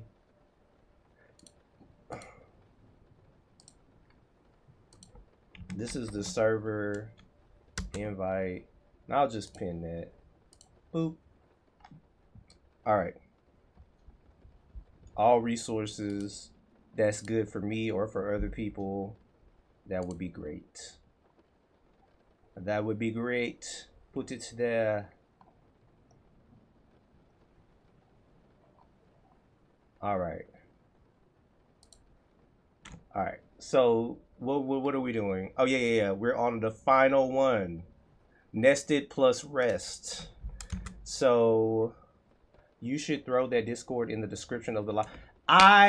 You're right, Christian. You are correct. But every time I try to do that, it gives me a weird, man, you know what? No, you're right, Christian. And this is going to be the day. I'm going to finish this. Let me finish this first. But I'm going to figure that out. You're right. I should throw it in the description. But every time I would do that, OBS would be like, hold on, what are you doing? Stop that. Algorithms don't like external links. That's not true. You can make it be full stack. It just might not be enterprise ready. Whatever is a good entry level junior project idea, whatever it works and will get me hired, I will learn and do. I don't care. Okay, so const state equals auth, and then auth is an object, and then we have user, and we have admin, and then we have the token, and the token is ABC. 1, 2, 3.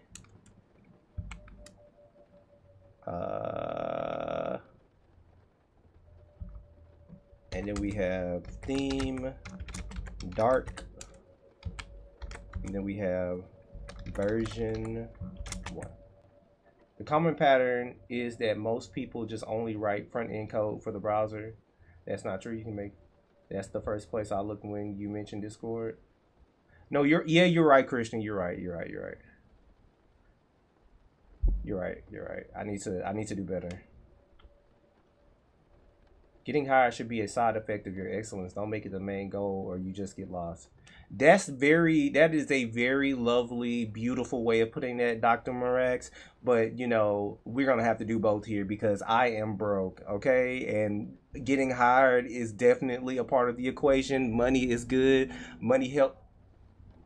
What is that? Money helps the family. Money helps me. Money will help this cute little dog right here who likes to chew on things, right, Malachi? Yeah, okay. Money, job, consistency, building wealth is extremely important. It's all important. He has a very limited tech stack knowledge, so sticking to the browser might give him a lot of exposure to architecture early. He can translate to a different, more back-end friendly language later. Yes, I agree. Okay. And yeah. So let's see. So we are extracting user. So first, let's do one of these. And then we're going to do state. I wasted a year learning useless technologies before getting serious about my fundamentals. The fundamentals are important. Do you know how many people have come to me and said, "When are you going to learn a framework?" And I have to like literally Sparta kick them over the edge of the internet. Let me learn my fundamentals. Nothing is wrong. I use, as soon as people saw me using vanilla CSS, they were like, "Why don't you use Tailwind?" I'm like, what's wrong with using CSS? And then that same person who told me that I should have been using Tailwind was using Tailwind and couldn't figure out why a literal div wasn't censored. Okay, comical. A div. So anyway, do you have any certs at the moment? I have CompTIA A+ and an ITIL cert. I was doing some IT stuff at the beginning of the year. I also am a veteran. I have a degree. You won't need to learn a framework if you learn the fundamentals. You will not be good enough if you learn a framework first. I strongly believe that as well. And with all these frameworks coming in and out of the mix, it is very frustrating. So we are going to extract user.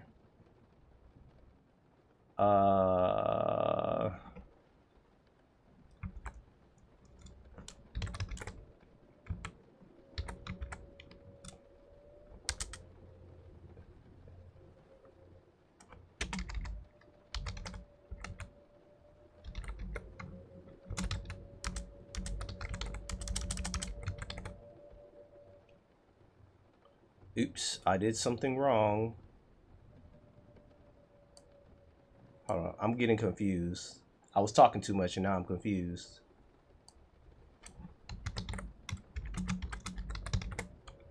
All right.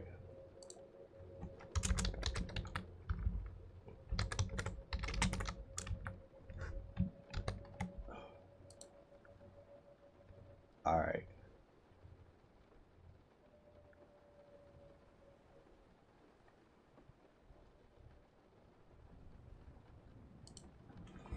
Say out loud what each variable will contain, intentionally remove properties, and see what breaks. Rewrite the same instruction. If you want, I can check your answers, turn this into a time quiz, show interview style object destructuring questions, show how this appears in React props. Just tell me how spicy you want it. Ooh, ChatGPT is freaky. You won't need to learn a framework. You're doing good with the JS so far. You'll be fine. When you understand it all, frameworks just make it easier. It's just important you understand why it's easier first. I'm with you on this. If you don't have a solid idea of how these frameworks work, you would just be operating a magical black box that will be obsolete after the new black box comes out. You need to change your port to 1337. I think you earned it, but oh.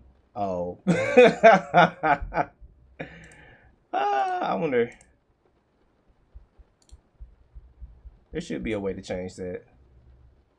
Somewhere in here. Man, you know, the kids don't use 1337 anymore. That's some old school MMO gaming stuff. Alright. I say that like I'm so old. The kids these days, they don't know what the 1337 is. They don't know. They don't remember the floppy disk or the AOL disk that came in the mail and the free and the sounds it used to make. Remember the sounds it used to make when we get on the internet? Yeah. They don't remember that. They don't know nothing about that. All right, so we did that, and tomorrow we are going to do. I'm not turning off the stream. I'm just planning for tomorrow. So tomorrow it will be the spread operator, rest pattern and parameters, short circuiting. I'll probably what I like to do is look at this off stream, and then I'll review it on stream, and then I'll do it. So. Now we go back 4,000 on back. Now we are the arduous task of whether or not I want to finish. You know what? Forget it. I'm just going to I'm going back to, first I'm going to push this.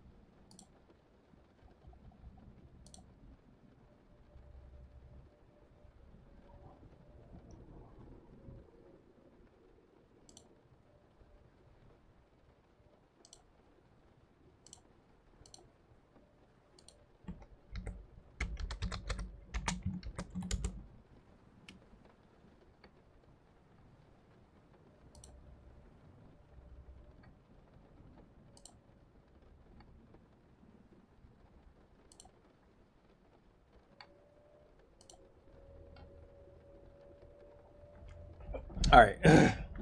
Structured paths are great. What are you learning on? The book I read on the Go language used at Port. I love Go so much. It's the only backend language I use now. What are you learning on? I'm learning on a mixture of a website called Front End Mentor and a course on Udemy by Jonas Smetman. Right now, I'm creating a Pomodoro counter. So I have to learn the daytime. So I'm going to look at our Discord server.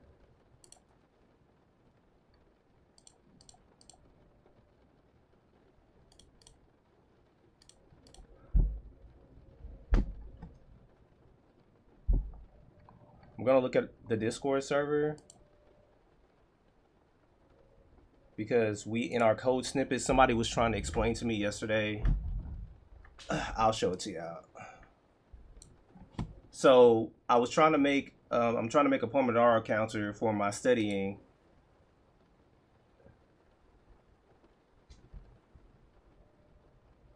Those latest YouTube videos pulled through live? What do you mean? Are you talking about these right here? Yeah, these are, yeah.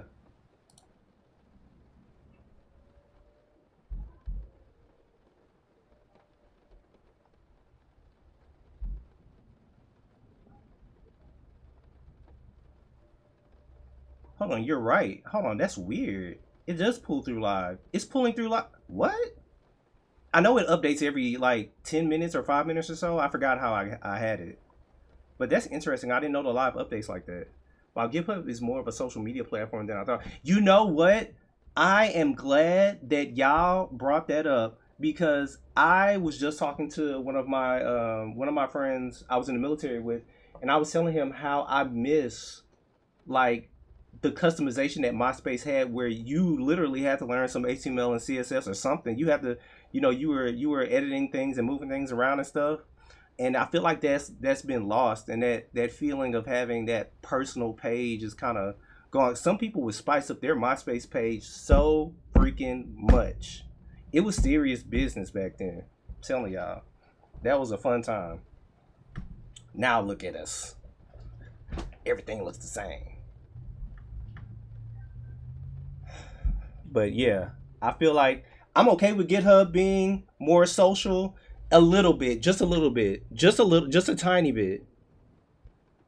Okay, like I don't need to start seeing advertisements and stuff. Okay, I don't need to start seeing all that. I don't need to start seeing a whole bunch of videos. What's up, Matt? Personal websites are still cool, but they're not as cool because people are gonna ask for your. You get what I'm saying? Like people are gonna ask for your. They're going to ask for your. Like, do you have a Discord? Do you have a Instagram? Do you have a Twitter? You know, da da da da da. And so it would be nice if there was a social media platform that allowed us to create our own little cool personal pages that look all nice and stuff. And I like the fact that GitHub has some type of customization when it comes to that. So Okay.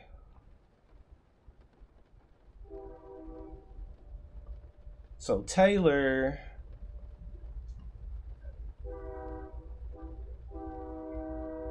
I oh, they let you have wallpapers at a time? I did not know that. I learned something new on this day. What was I gonna say? Oh yeah. So trying to make a Pomodoro counter. So I'm gonna show y'all the Pomodoro counter that I used the other day for my studies was this one. Very simple, very human, very lovely. Okay, you press a little start, you do a little pause, you press a little short break, you do a little start, a little pause, a little long break, a little start, a little pause, and you have a little settings. We're not gonna do all that sign in. I don't know why I need to sign into a Pomodoro thing. We got a report. Oh, I actually like this. This is nice. The paid version of that lets you do reports on your Pomodoros. That's extreme. Honestly, I would rather write that down and have it on paper. Or like I can make my own spreadsheet, but I think that's cool. I wonder. Oh, so you got to pay for it. That's interesting. Okay. Okay. Oh, premium. $18 a year, $54 a lifetime. Add projects. See yearly report. Add more than 3 templates. Oh. Oh wow. Oh wow.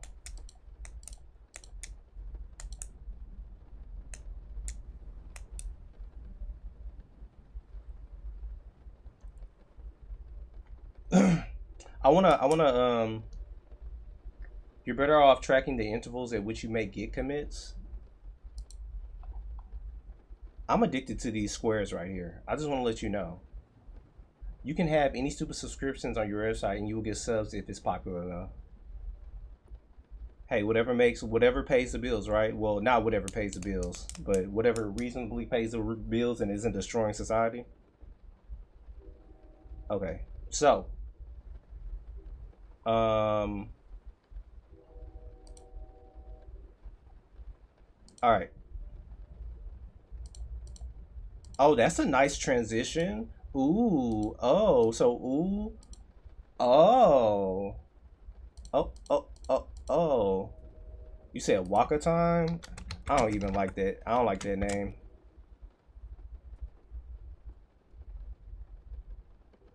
A plugin that silently judged my coding habits behind my back. Waka time is the judgmental friend inside my IDE. Yeah, I'm judgmental enough. I'll do that on my own.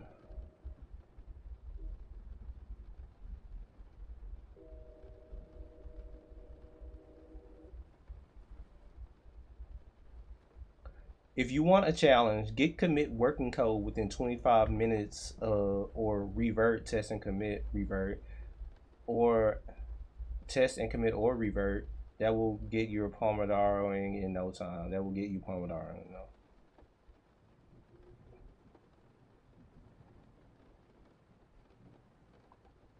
Okay, so let's read some of the things that Taylor put yesterday. So, where did we leave off? Yeah, I said I was going to look into this. Set timeout and set interval. And expand on those. So, my goal right now is to make, when I press start, I want it to start counting down from this. So, I need to figure out how to do that.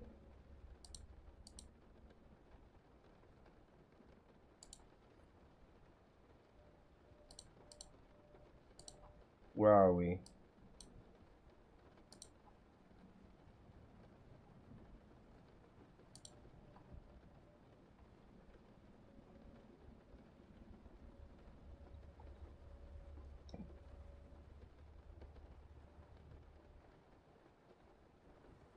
Yeah, yesterday we looked it up. There's the date and then there's the newer temporal, but I'm not going to use temporal because you got to do a whole bunch of stuff to add that to your project. But I will be using just the date.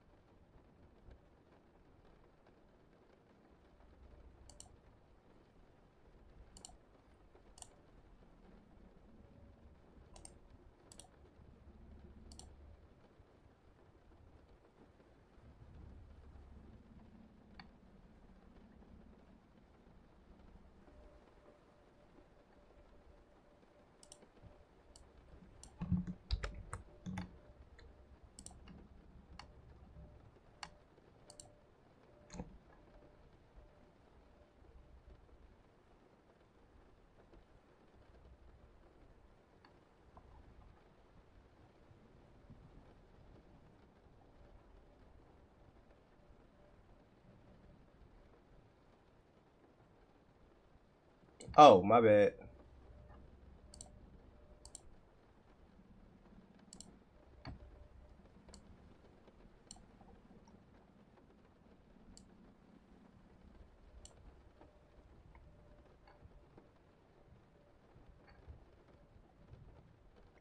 All right.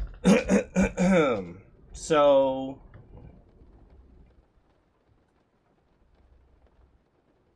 hmm.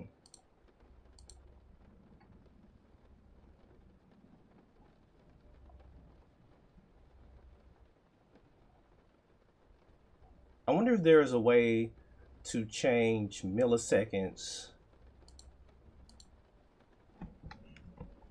JavaScript seconds to minutes.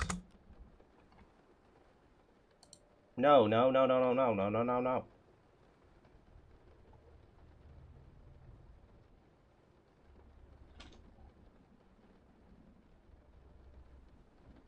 Or like, because the idea is that I want to start at like 25, right? So we start at 25.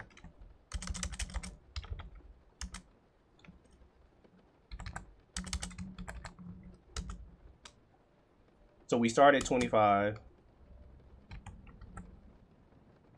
And then we count down to 0.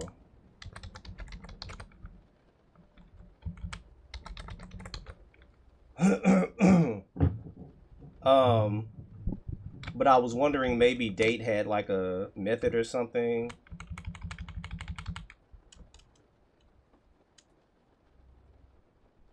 Okay, you're right. You're right. You're right. You're right. You're right. You're right. You're right. You're right. Right. Yeah, you're right. I'm overcomplicating it. All right.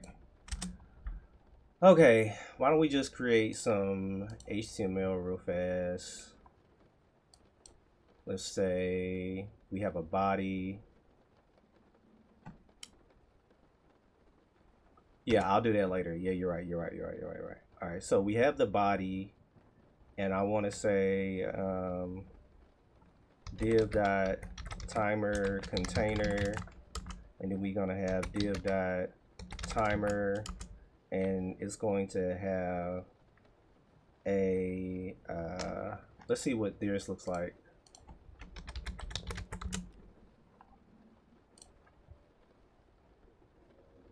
So they have like let's just display the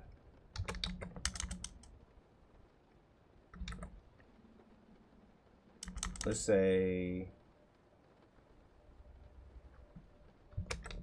div current time, and we're gonna have a div,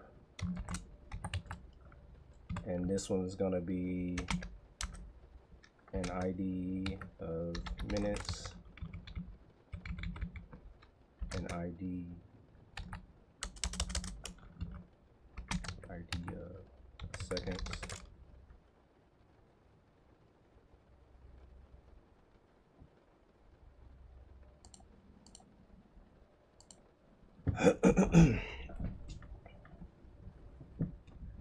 And we're gonna say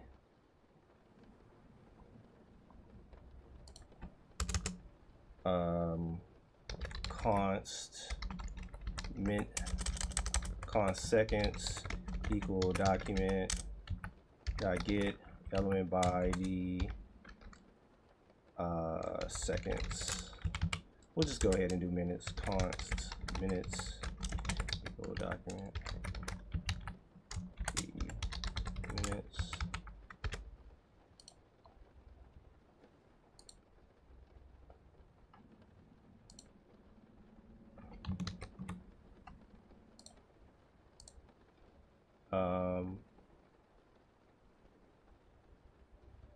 So we got minutes and seconds. Let's just put placeholders right here.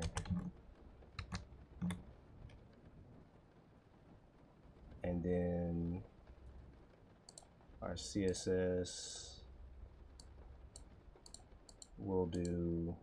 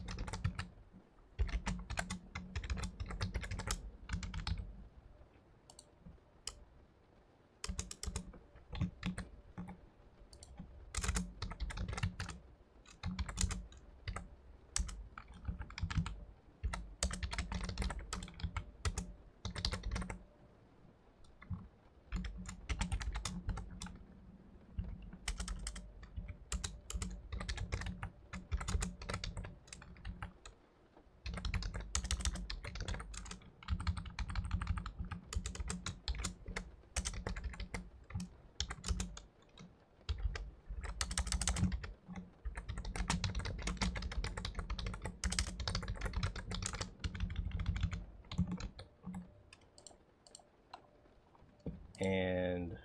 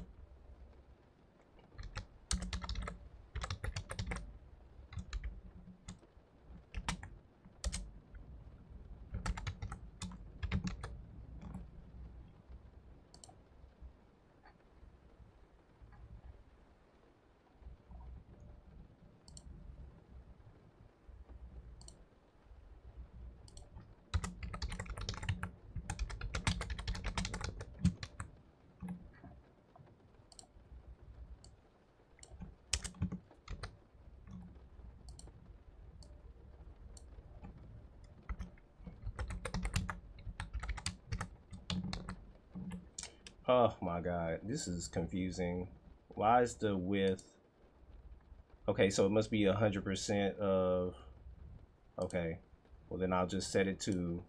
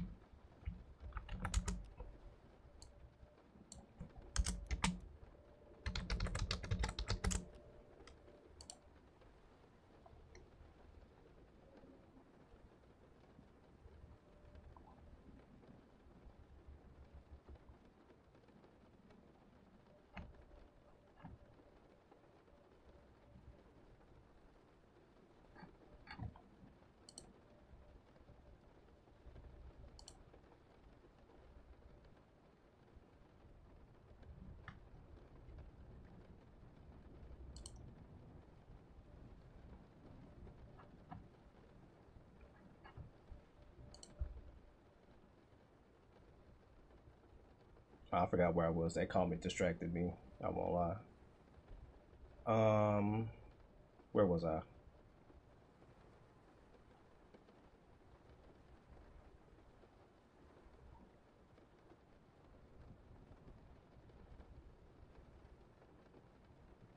And we need a function to start, and we need a function to stop.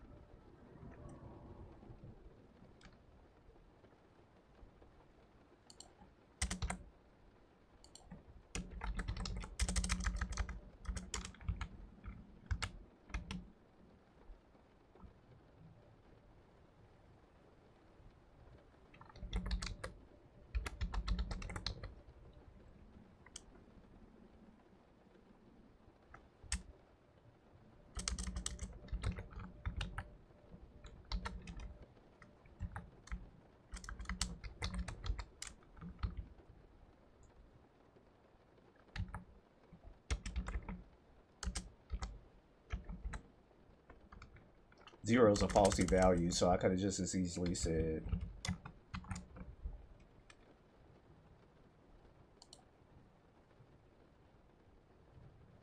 well, no, let's be specific because there's more than one falsy value, right? This dot current seconds, if this dot current seconds equals 0, then we want to reduce minutes. We want to say current minutes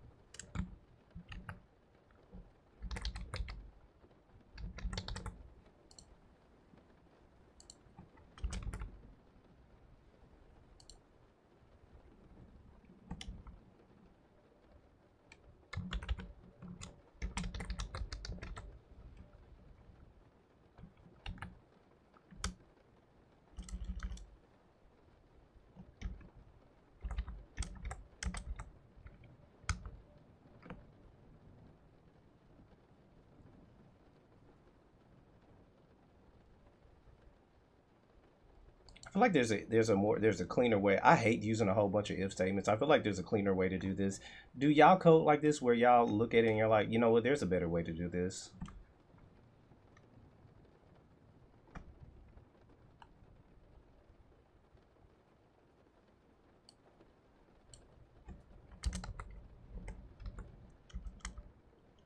Yeah, that's what I was. Yeah, I was about to say that. I was like, I want to use a switch.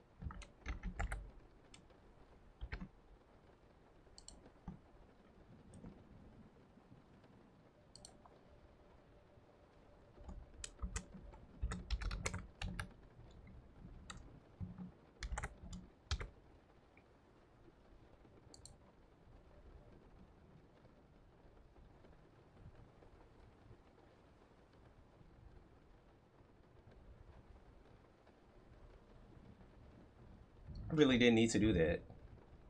I mean, it looks pretty. I can say that I use a switch statement, but I don't think I really, because when the seconds reaches 0,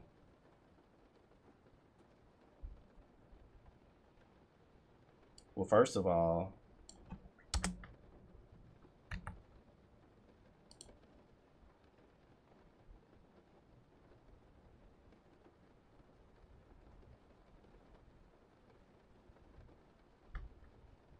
no, I didn't know that.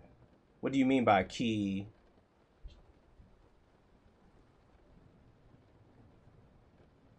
Why the,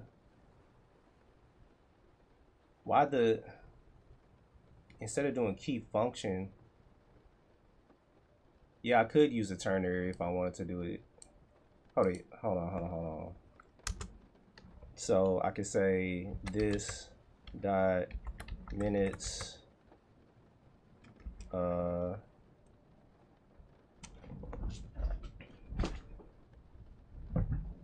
if this dot minutes equals 0, then we will,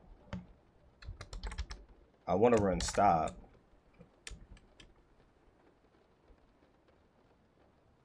Yeah, stop should set everything to 0.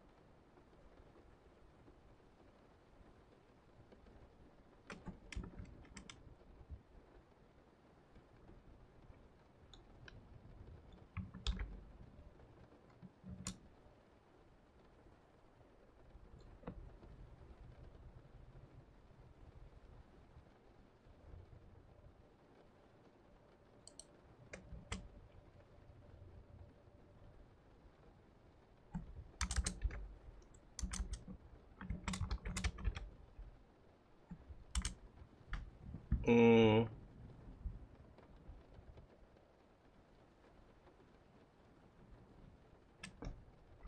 I put break right here? Can I put continue right here? Do I just need to CLG something?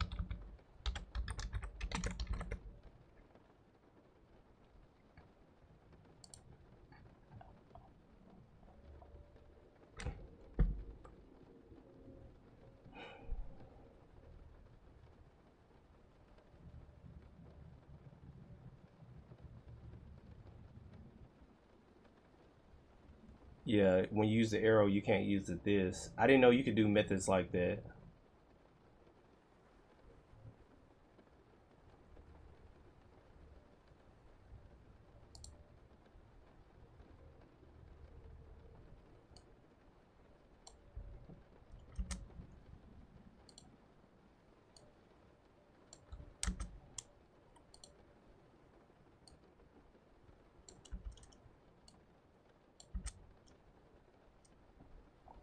That looks professional for some reason.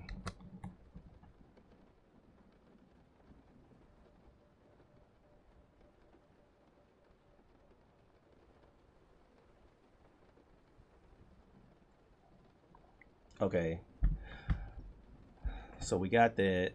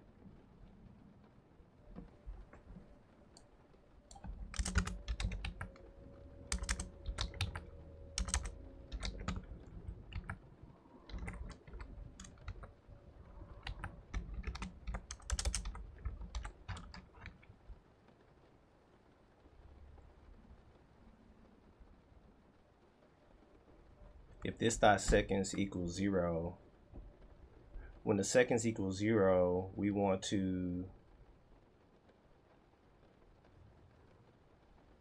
I want to make this dot seconds equal 59, and I want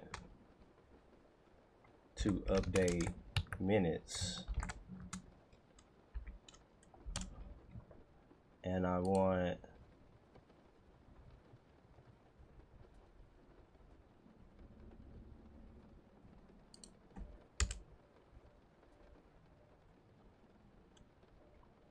why do I keep doing this dot seconds when I should be doing this dot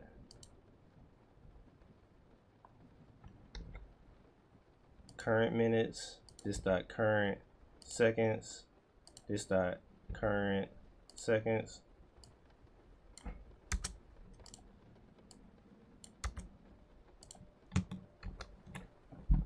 This dot update minutes.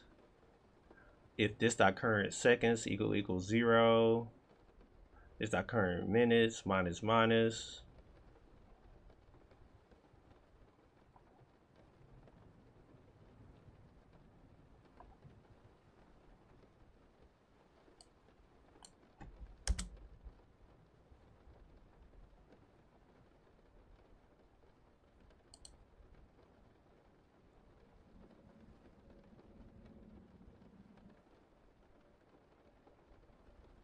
So with minutes,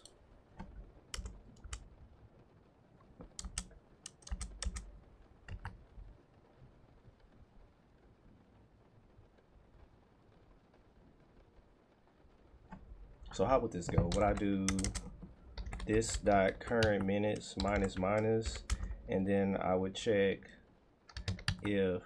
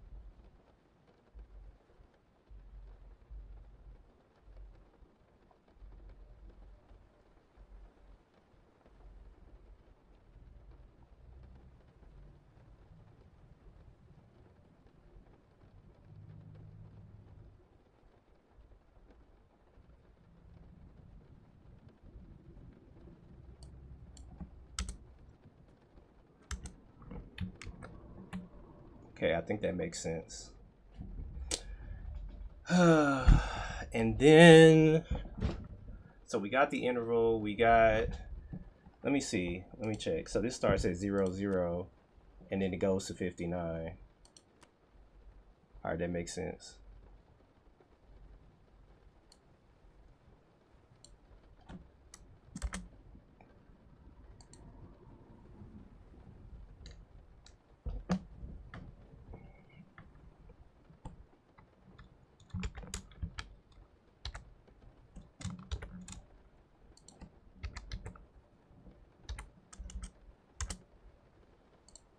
Is it string?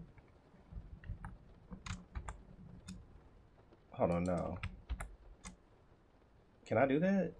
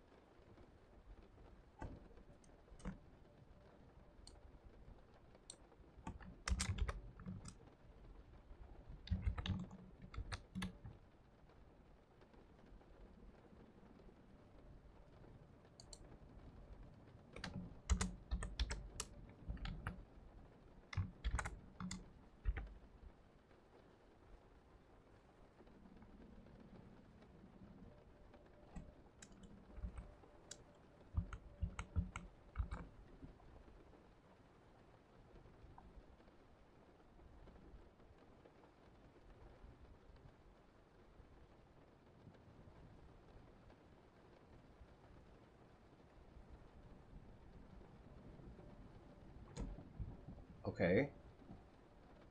And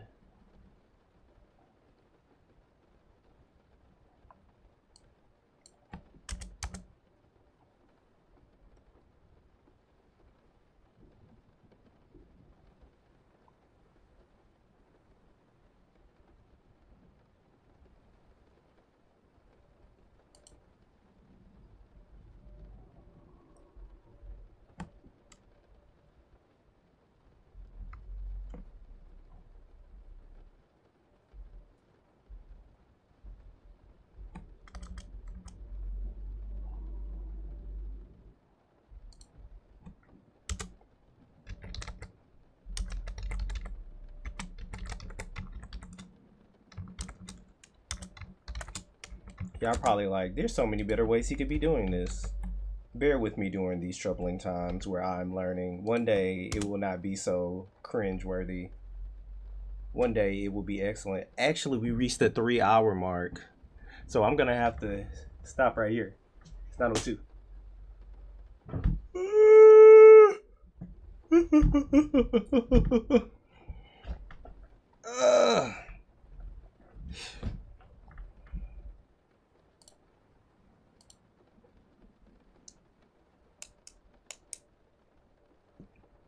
I'm just slow. I'm very slow. I'm very slow when it comes to coding. Like I'm a slow coder. I don't know if other people are like that, but it's something that I've Googled. I just code slow. I don't know why. Like I'm constantly thinking about, if one of my projects I made a plan. I'm the type that I probably need a plan. Like I need to say, okay, this is gonna do this, and then code it.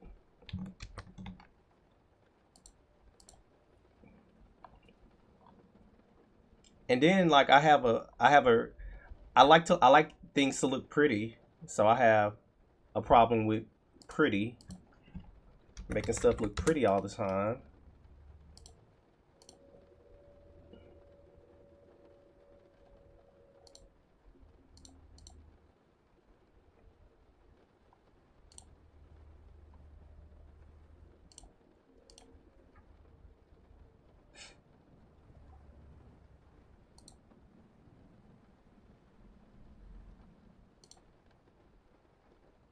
Yeah, you're back, but now it's time to go. uh, I'm pushing this to get.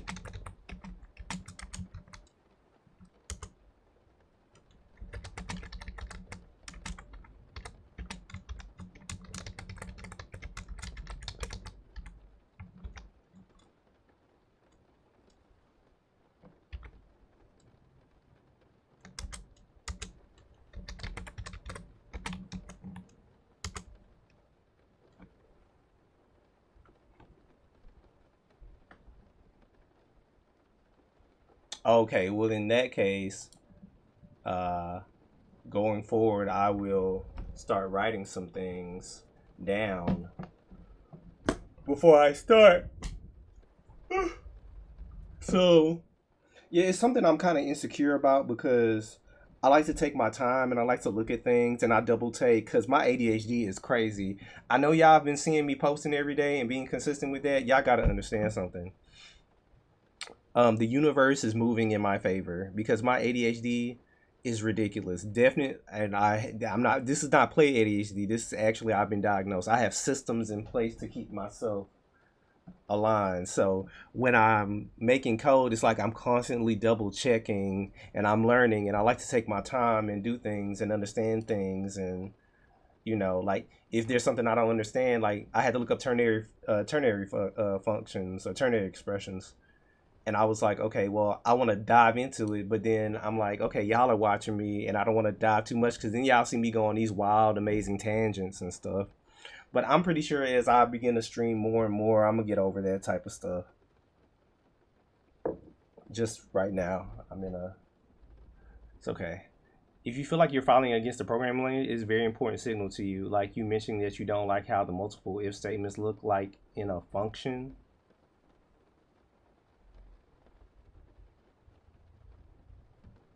I Okay, I can keep track of that. It's just that like one thing is that how how many times you are fighting the language. I feel like it's not I'm not necessarily fighting the language, but I just wanted to make it look pretty. Like I want people to look at it and be like, "Oh, this dude didn't put a whole bunch of if statements for no reason." You know? Like I've seen other people's code and it's like if else, if elif, if elif. I'm sure that there has to be a better way. Well, this is pretty, but at first I thought I was gonna have to use a if, else if, and all that stuff. I didn't want to do all that. I don't know. I just feel like it's ugly. I have problems. I just feel like it's ugly, and I want it to look pretty. I want people to look. Oh, this code is beautiful, and oh, look, it works, and it's understandable, and it's readable. It's like reading a book.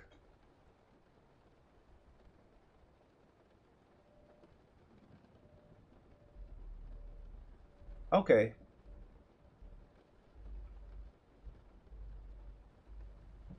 Alrighty. Well,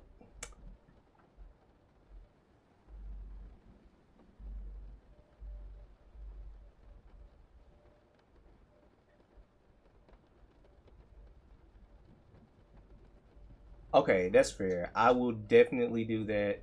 I will, if I'm fighting against the language, I will ask for help. And you said also you have peers, so if you can explain what you're trying to do and you don't like how your code looks, you can always ask how we would do it, and we post snippets in your server how we would. Okay, well, I appreciate that. I really do. I'm very thankful.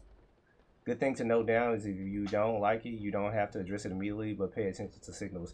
Yeah, you saw how I was like, all these functions are everywhere, and I like the idea of putting all the functions into an object. I feel like it's way cleaner. I don't know. I don't know if that's how professionals do it.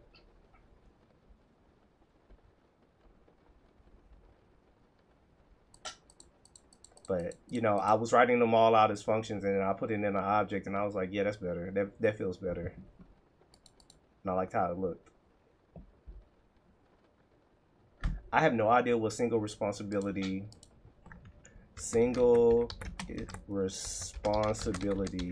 I think I learned a class module or function should have only one reason to change, meaning it should focus on a single well-defined job. So it's not okay to bundle. It's not okay to give these.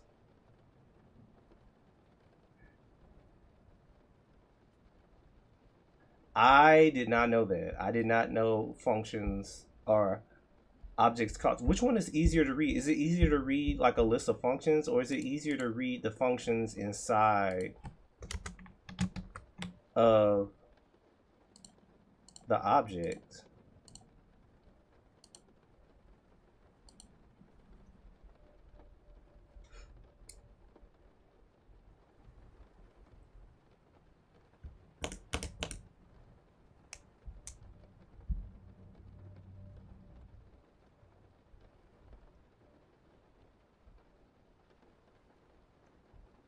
Oh, okay, okay, okay, okay. So, but would it be better if I like instead of just putting them in the object, I just had these separate functions? Am I understanding?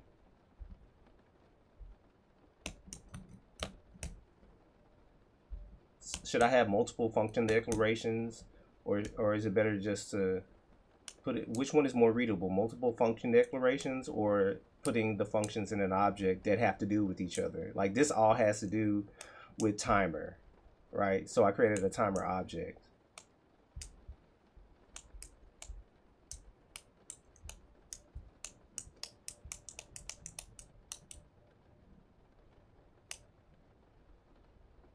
So this is better. Okay. Okay. Okay. All right.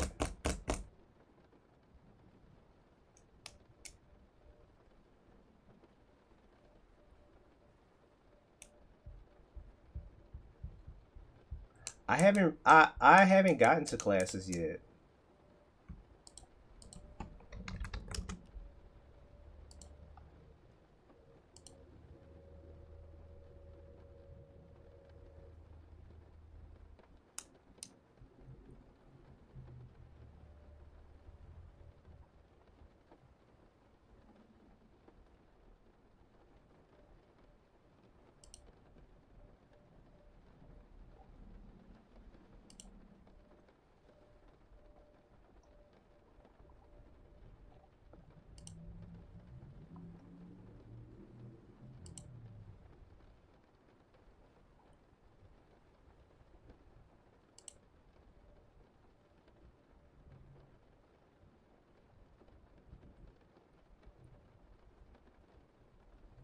Oh,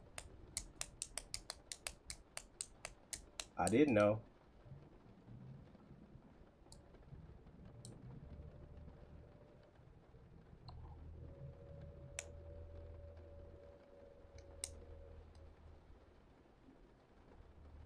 Okay.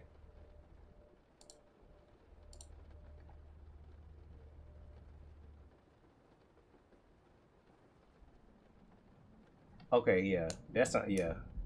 Yeah. So tomorrow I think it's the rest or the no coalescing thing and then more Pomodoro stuff. Then after I finish the Pomodoro project, I will go back to I don't want to go back to the quiz app project, but I will go back to the quiz app project. Or I'm up for suggestions on where I should go next because some of y'all actually work in the field and I'm trying to get in the field. So whatever gets me closer to okay, Malachi is done with my shit. He's turned his back all the way away from me. Plus, I'm always open to suggestions on where I should go next. So anyway, my mouth hurts. I don't know if y'all know this, but I have TMJ. So talking hurts. So I will see you guys later. Thanks for joining me. I appreciate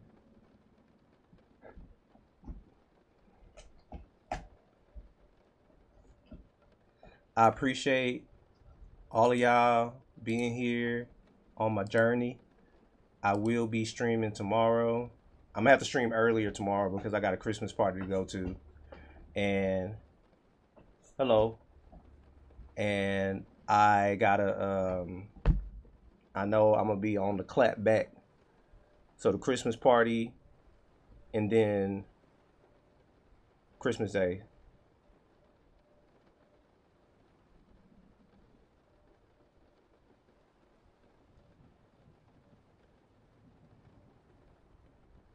Instead of going by the textbook, take up a fairly tough project and learn things as you encounter problems. That's the thing. That's the one. I think, I don't know. Okay, that's cool, Taylor. The problem is that a lot of people say, hey, just do a project. But like, there's so many possibilities. And when you're a beginner, it's like, I don't know. That's one of my complaints. So I try to find guided things and combine that with like little project based stuff. So for example, I use Front End Mentor, and that gives me a lot of projects to do, and I do that. So for example, one of the challenges that's coming up is this. Like, this is a typing speed test challenge on the Front End Mentor website. It's HTML, CSS, and JS. We got a flashcard app. We got some bookmark manager app, all different types of stuff. So yeah, I want to finish all of these. Anyway, like I was saying, I guess I'm going to go chill for now. Lay in the bed with the dog, probably watch anime or some random space documentary.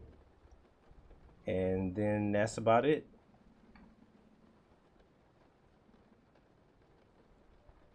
I don't know what's the highest level I've done on Front End Mentor. Was it this one? That's intermediate. What is this one? That's junior. What is this one? Junior. So the password, I did a password generator. That was intermediate, I guess. So I'm at intermediate.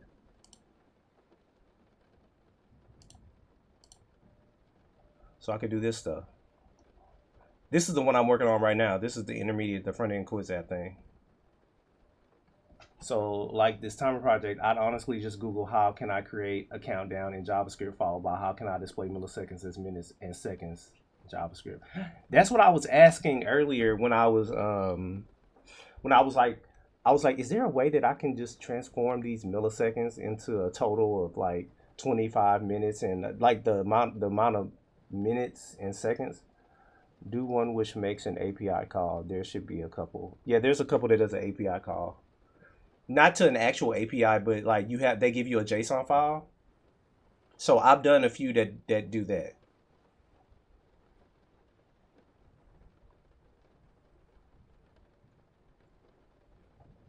Okay, so anyway, if y'all going to front it,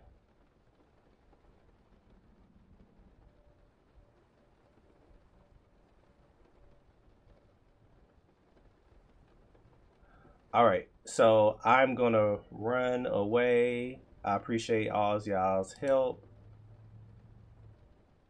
I will definitely look that up. Red ants. I will look that up. And I will see you guys. Let me see. Hold on. Let's look at that.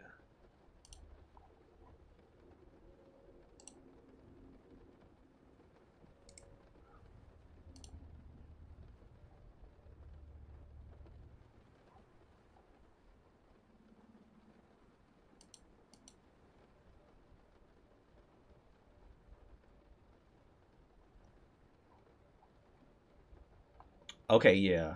Okay, good. Yes. This is, yes.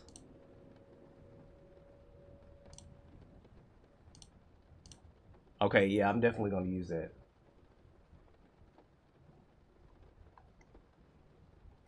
All right.